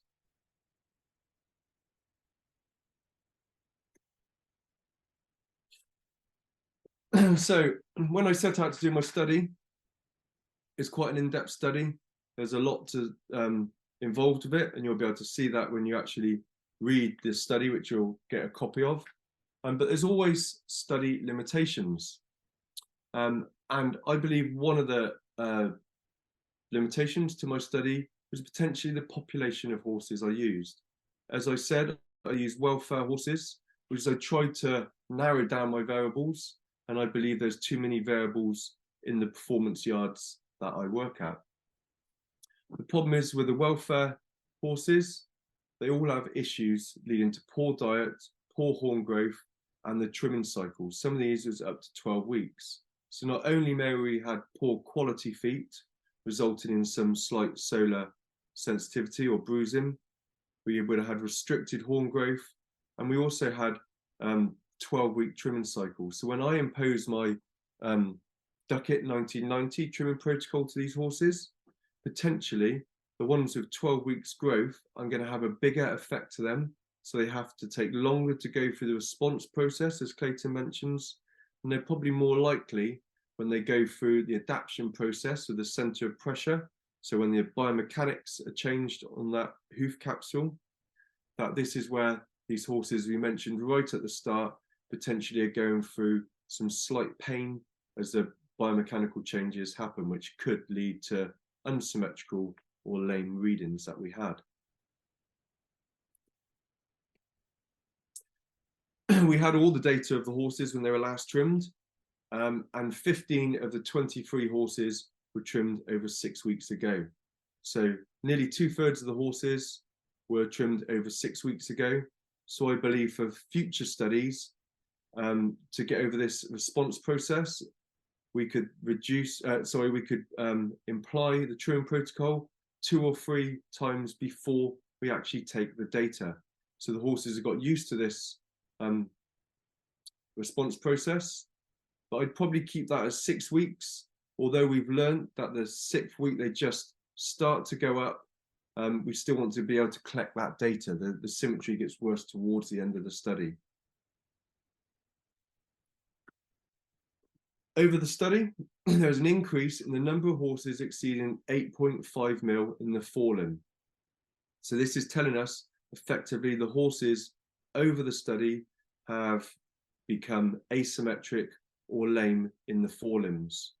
In the hind limbs, there was a decrease of horses exceeding 3 millimeters in the hind limb. So there was an overall improvement in movement symmetry in the hind limb. And as Thilo et al. In 2016 stated, that the trimming actually affected different parts of the stance phase. And with us, it affected the landing and the push-off phase in a slightly different way, and affecting with different timescales. But ultimately, week 4 was the ultimate for movement symmetry in the hind limb. And it also told us that 6 weeks, the horse is becoming more symmetrical. So it was too long trimming cycle, 6 weeks. And we mentioned the 8.5 mil. As I previously said, the veterinary surgeon was with us at all times. And although this technically states that all the horses were asymmetric or lame at some point in the study, at no point did we see this visually. So one question that did come up to myself when I was thinking is it appropriate to apply a standardized trimming protocol to a sample of horses? So we've applied a trimming protocol for suitability and for repeatability. So I could do the same on every horse. And if somebody else wants to take this study on and carry on, they can do the same on every horse. So they can have the data, hopefully get the same data I did, and have maybe some different control groups, or look at whatever area they want to do.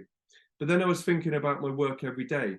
I go onto these performance yards and you look at horses and they may all do the same work and be kept relatively the same and be the same breed, but you don't trim them all the same. You watch those horses trot up, you spend time with the horse, and you will trim that horse to what the conformation asks for and what the performance is or type of work that it's doing. So is it appropriate to apply this standardized trimming protocol? I think I'd like to, for further studies, have a trimming protocol imposed on a control group, and potentially have another control group where I trim the horses just from what I see. So chop the horses up and trim them as I would every day when at work. So in conclusion, a standardized trimming protocol was associated with a significant forelimb asymmetry. So as we said, the forelimbs did statistically significant increase in asymmetry. But in the hind end, we had an improvement, although statistically not significant. We had an improvement at week 4, suggesting week 4 is the ultimate week for the performance of the equine to compete. And at week 6, the trimming cycle, the asymmetry was increasing. So 6 weeks is too long for the horses to be trimmed, and the trimming cycle should be shortened. These results in the forelimbs were unexpected, as I said, and we set out to answer one clear question. And this was, with the imposition of a standardized trimming protocol to a sample of horses, improve movement symmetry, and that this would give us a clear time span of how long the horses should be trimmed for. This didn't happen in the forelimbs due to other factors, which we'll run through, but this did happen with the hind end. So the hind end, again, week 4, the optimum for performance, and 6 weeks, as we said, is just starting to go asymmetric, so that's too long a trimming cycle. As we said, is the application of a standardized trimming protocol to a population of horses appropriate? I feel this is quite a big factor, and I would love to redo this with a second sample group just to see whether this is what my thoughts were and whether this is throwing up this data. What the study did show was it brought up these uncontrollable factors, or uncontrolled factors from my point of view. The ground, I believe this was a big one. Like I said, the ground conditions were really wet and it went suddenly hot and we had the baked ground. And I believe that this software, which is proven to pick up solar bruising, as we said, the software is 10 times more powerful than the human eye. I believe this is picking up ground conditions and that solar bruising, which was uncontrollable from my point of view. The sample horses we mentioned, the welfare horses, potentially they're going through the adaptation process to my trim because of the welfare issues. Maybe there's some mild orthopedic disorders there. And the trimming interval. The trimming interval in some cases was 12, 13 weeks. So this needs to be reduced, and we need to have a constant 6-week trimming cycle for 2 or 3 trimming cycles previous, so they can go through this response process we spoke about. I mentioned here teamwork in big letters. These uncontrolled factors, we can't control them as farriers, but I believe we all work in a team, and all of these little factors have contributed to an increase in asymmetry throughout my study, and that's proven this. So I believe working in a team, working professionally with our para professionals, so it could be the vets, physios, riders, owners, the grooms. If we talk to them and keep in touch, we can actually come and monitor these. The ground conditions, the welfare, and the trimming interval are all easily looked after if we work as a team. And if you work in these professional yards, we realise this micromanagement of horses, as we realise, looks, you look after the horse and you see the horses at their optimum, but this has proven that even down to movement symmetry can be affected by these small factors, which as a team you can iron out. So I believe that these factors may have a greater role in asymmetry than any trimming protocol. So we all go to the yards and we try our hardest and we shoe the horses, but I believe we are a vital part of the movement of the horse and of the performance of the horse, but we are part of that team, and these other factors have made a difference to the results of my study. So results of this present study have provided evidence for the layout of further studies. So I've done a really in-depth study here, but lots of questions have arose with the forelimbs, and I'd love to see somebody else take this study and use it to hopefully answer some of these questions. In the hind limb, we have found that at week 4, we have the optimum symmetry for the movement performance of the horse, and that 6 weeks is too long a trimming cycle, and at week 6, the asymmetry increases. So yeah, my take home, in the hind limb, the symmetry is improved at week 4. 6 weeks, you need to reduce your trimming or shoeing cycle there. And one little tip that we use, teamwork. It's so easy now to communicate with other paraprofessionals. In our yards, we like to set up just something easy like a WhatsApp group. I will include the vet, the farrier, the owner, rider, groom, and any little bit of information, put that on there, everyone can see it, and hopefully we can take out these uncontrollable factors. We are the hoof care professionals, we can take that instinctive bit and just work forward and hopefully push forward, and then all of these uncontrolled factors can hopefully be dealt with and the horse can perform at its optimum. Thank you very much, and yeah, I welcome any questions. Okay, Paul.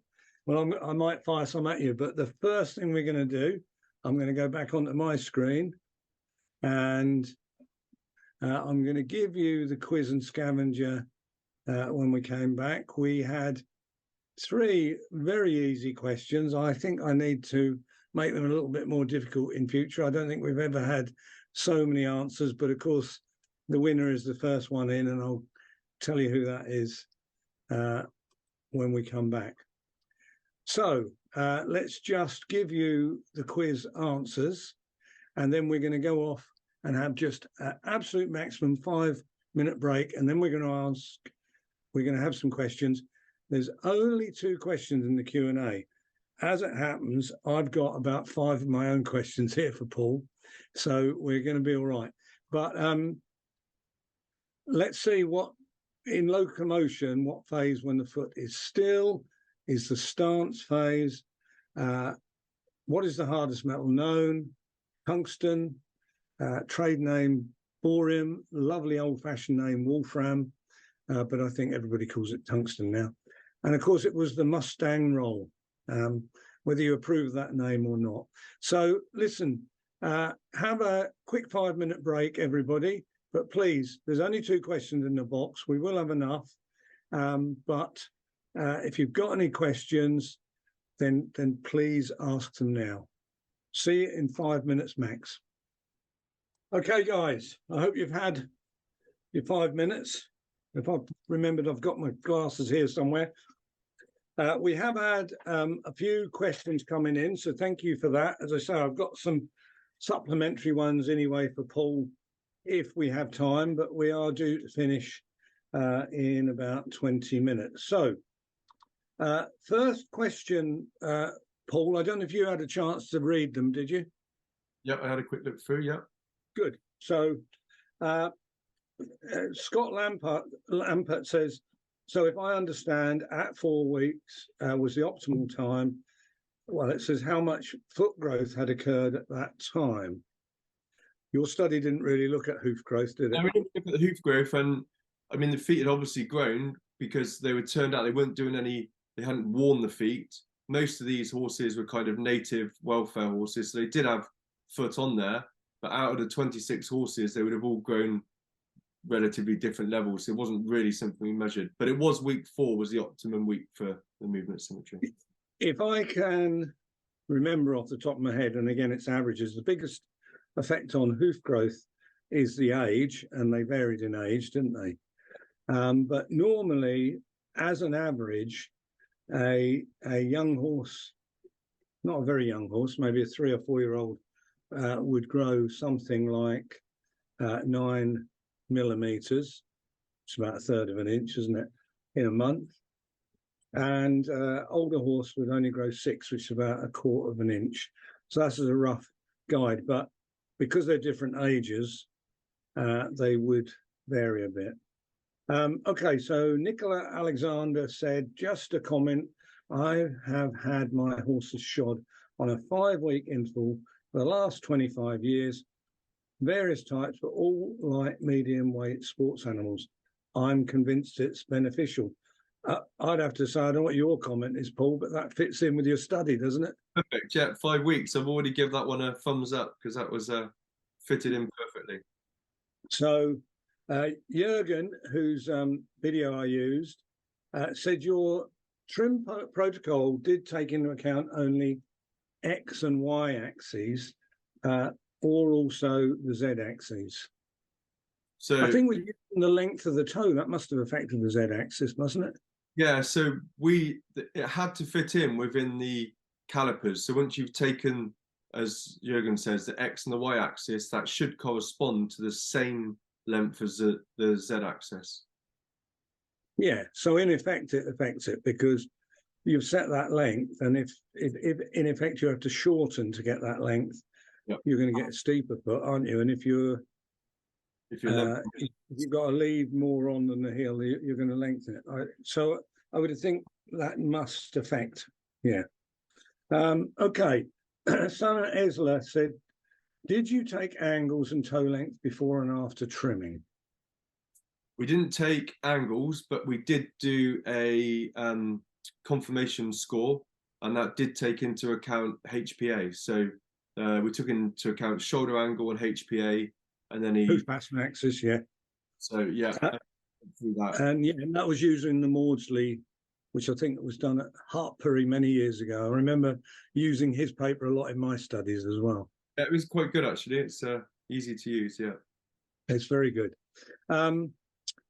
So, and of course, taking the angles, I would have to say to those, as I say, because we have a lot of Americans who come in on this, it's not usually a thing in the UK, is it, to take the angle of the foot? We tend to do that by eye, as opposed to using a hoof gauge and setting the angle.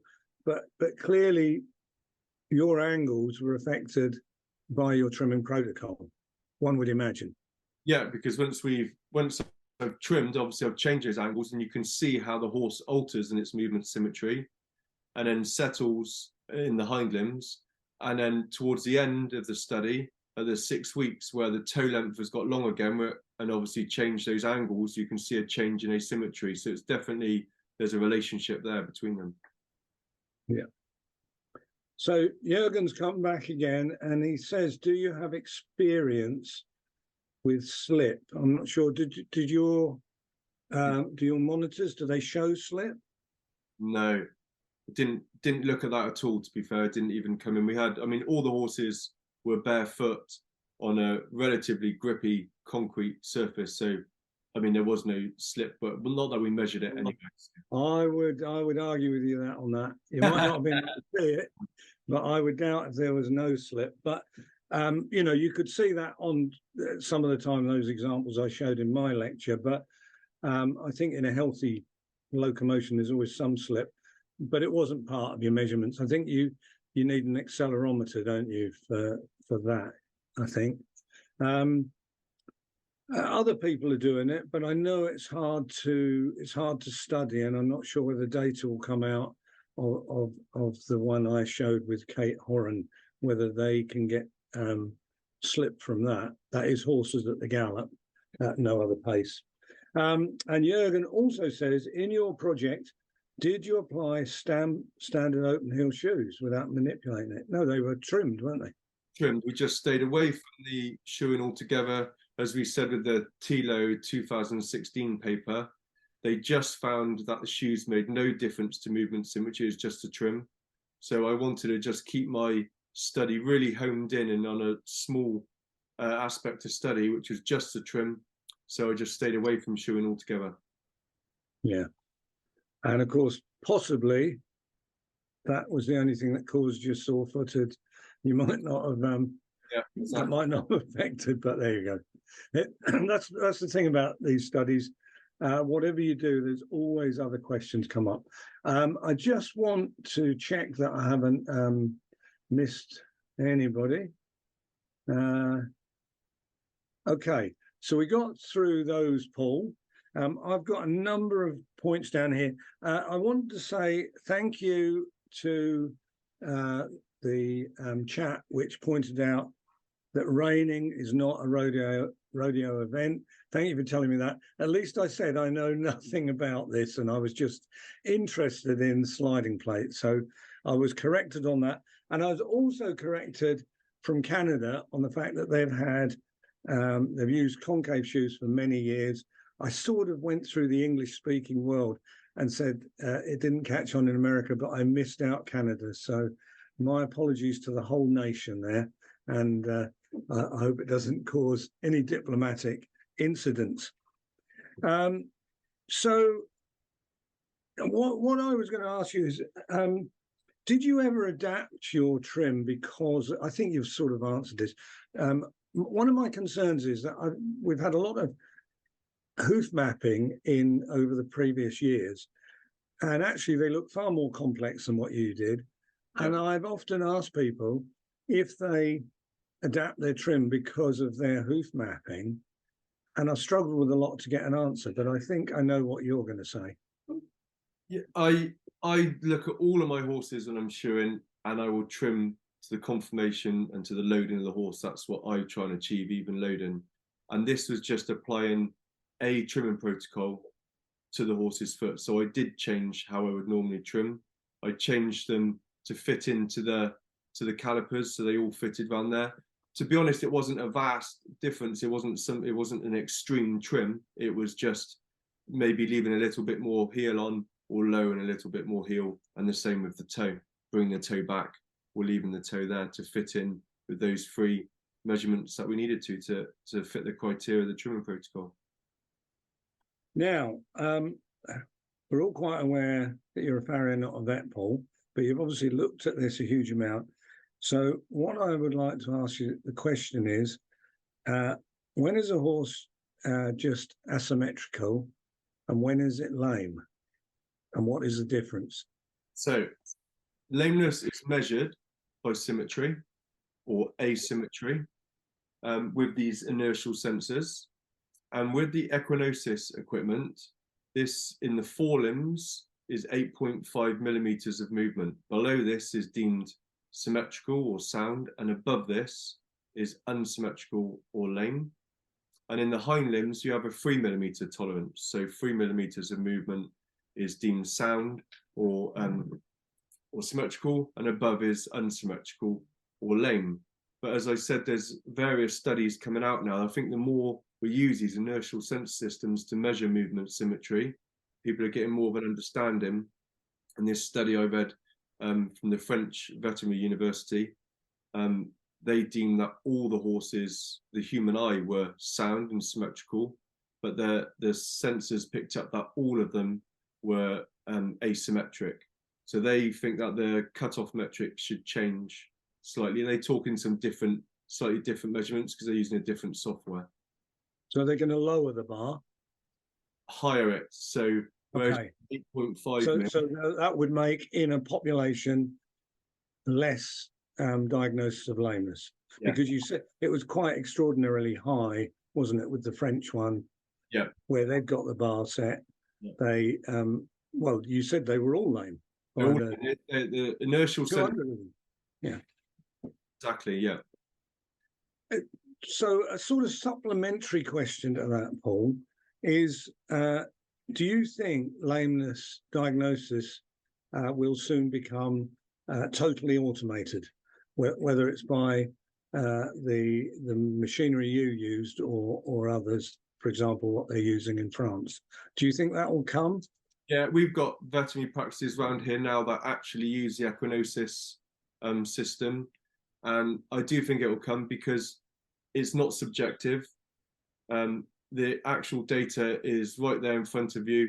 It's easy to analyze, and you have figures on how lame these horses are or unlame, and it actually shows you that. And you can go back after treatment, and you can take the data again, and you can physically show the client, here's the data, here's the improvement or not, and you can see how the horse is reacting. So I'm sure it's going to be a big part of our lives every day to come. And does that data, does it pinpoint in any way where the pain is? Are people able to recognise patterns that give you that information? I only tell you whether it's left fore, left hind, right hind, and on the landing phase or the push-off phase of that limb or various limbs. But then it's down to the vet to decipher that information and whether what they determine from the landing or the push-off phase of what potentially the lameness could be. Okay. Can I ask you a question on your? Yes. Please do that. Please do that. We spoke about the stance phase, and that the stance phase doesn't alter in time, but we can reduce the leverage on the deep flexor by altering the toe. So all of the alterations were at the toe, whether it be rolling it, Mustang roll, or fitting a shoe under. So what do you think happens to the stance phase when we then stick studs in the back of the shoe? This isn't a trick question, is it, Paul? And you know the answer already. I don't know. I was really interested in well, I can't see how.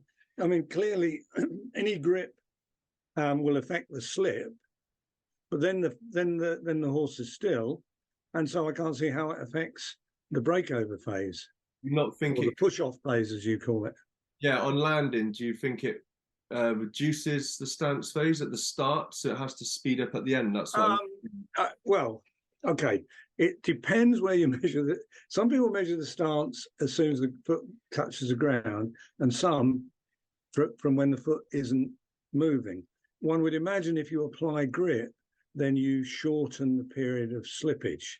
Yeah. Now, does that then mean you actually extend the stance phase? I can't answer that.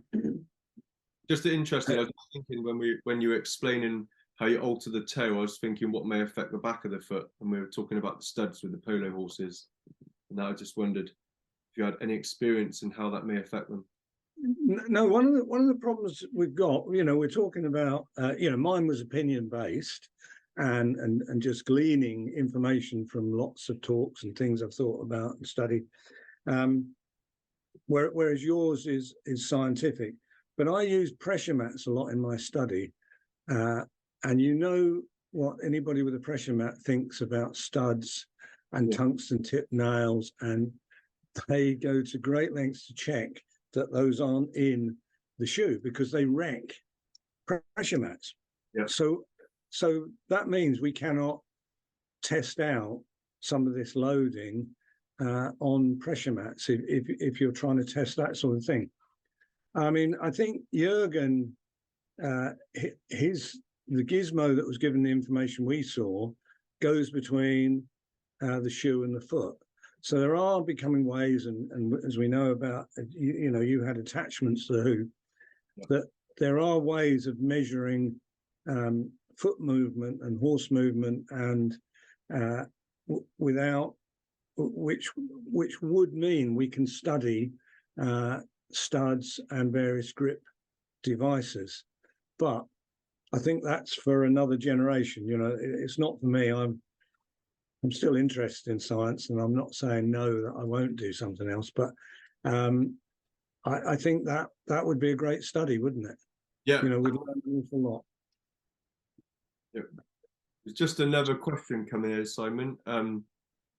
Does the technology get loads of false results on uneven surfaces?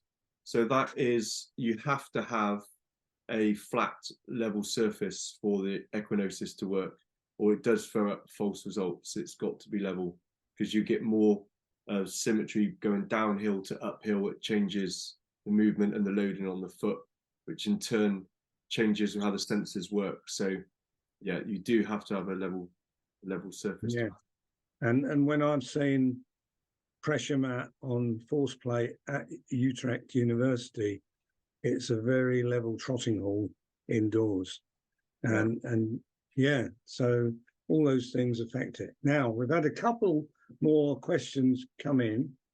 Oh, you is that the question you read out? No, yeah. Does technology get those of false? Okay. So Laura says, my grandfather's shoeing career ended in the 1960s. So did my grandfather's as well. But even back then, he advised me that the optimum trimming and shoeing cycle would be between 4 and 5 weeks. Well, that is very, well, it's Andy Welsh. That's very good advice. And we both agree on that. And I have to tell you, all the trimming I did was on a monthly basis. And I mean a calendar month, which is basically 4.5 weeks. And I think with top level sports horses, they do seem to be shortening the shoeing cycle if they're shod, don't they, Paul? Yeah. You know, they used to be 6 to 8 weeks, and they've realised that these horses are under so much stress. You need to keep on top of foot shape, and the only way to do that is to trim them more regularly. Let's see. So I think you answered this, Paul. I was going to ask you if you used a standardized protocol of hoof mapping in your everyday work, but you don't, do you? No, I don't. So you do it by eye. Yeah. What do you do? Long axis of the cannon, do you? I trim to the long axis statically, but I always want to see the horse move. So we see all of our horses move before we shoe them. And then we can assess with that information of the movement to the static analysis as well. But I always look at, we always bisect the foot, so we look down the center of the fog and make sure we got a symmetrical foot either side, medial lateral, and we always try and get the widest part of the foot, which is very similar to the Duckett protocol, in the middle of the foot, in the center of rotation, as they said. So for us, that's a big one, and we always fit the quarters to that point, and that's kind of what we've always stuck by. And I agree entirely with that. Yeah. That's certainly the last, you know, I did that for the last 25 years of my career. Yeah. I'm always open to changes, but that seemed to stand me in good stead. Now, Paul, we've got through the questions. We've sort of come to the end of the webinar, but I've got a couple of things I have to do. I've got to announce the winners. So the exciting point where you get a copy of Hoof of the Horse. So for the quiz, the first one in, and he was really quick, was Jed Hallam. So well done, Jed. Sophie will contact you and a book will wing its way out to you, whether it's this week or early next week. And the scavenger hunt was Abby Bunyard. Abby, who I know, and you possibly know, Paul. Yep, so well done, Abby. Quite a gruesome picture you sent in, Abby. Actually, it wasn't a gruesome one. It was freeze dried. It looked gruesome when I quickly checked it, because while we were having the break, I do have to check the photos to see that they're real. So that's the winners. Thank you, Paul. Especially thank you. And thank you from my point of view, because I heard that lecture 4 or 5 years ago and how much work you've done on it, and how much more you extract from it is great. So thank you for that. I know we're going to be seeing each other sometime in November, I think, towards the end of November. So that will be good. I want to thank the attendees. We have yet again had a great turnout. So thank you. The next webinar should be late November, early December. And I think I've got a good lineup. The reason I can't tell you is one of the speakers has agreed and the other one doesn't know that she's agreed yet because I've got to speak to her. But Sophie. All right. So thank you to everybody from Sophie and me, and we will see you soon. Thank you. Bye. Thank you very much. Bye.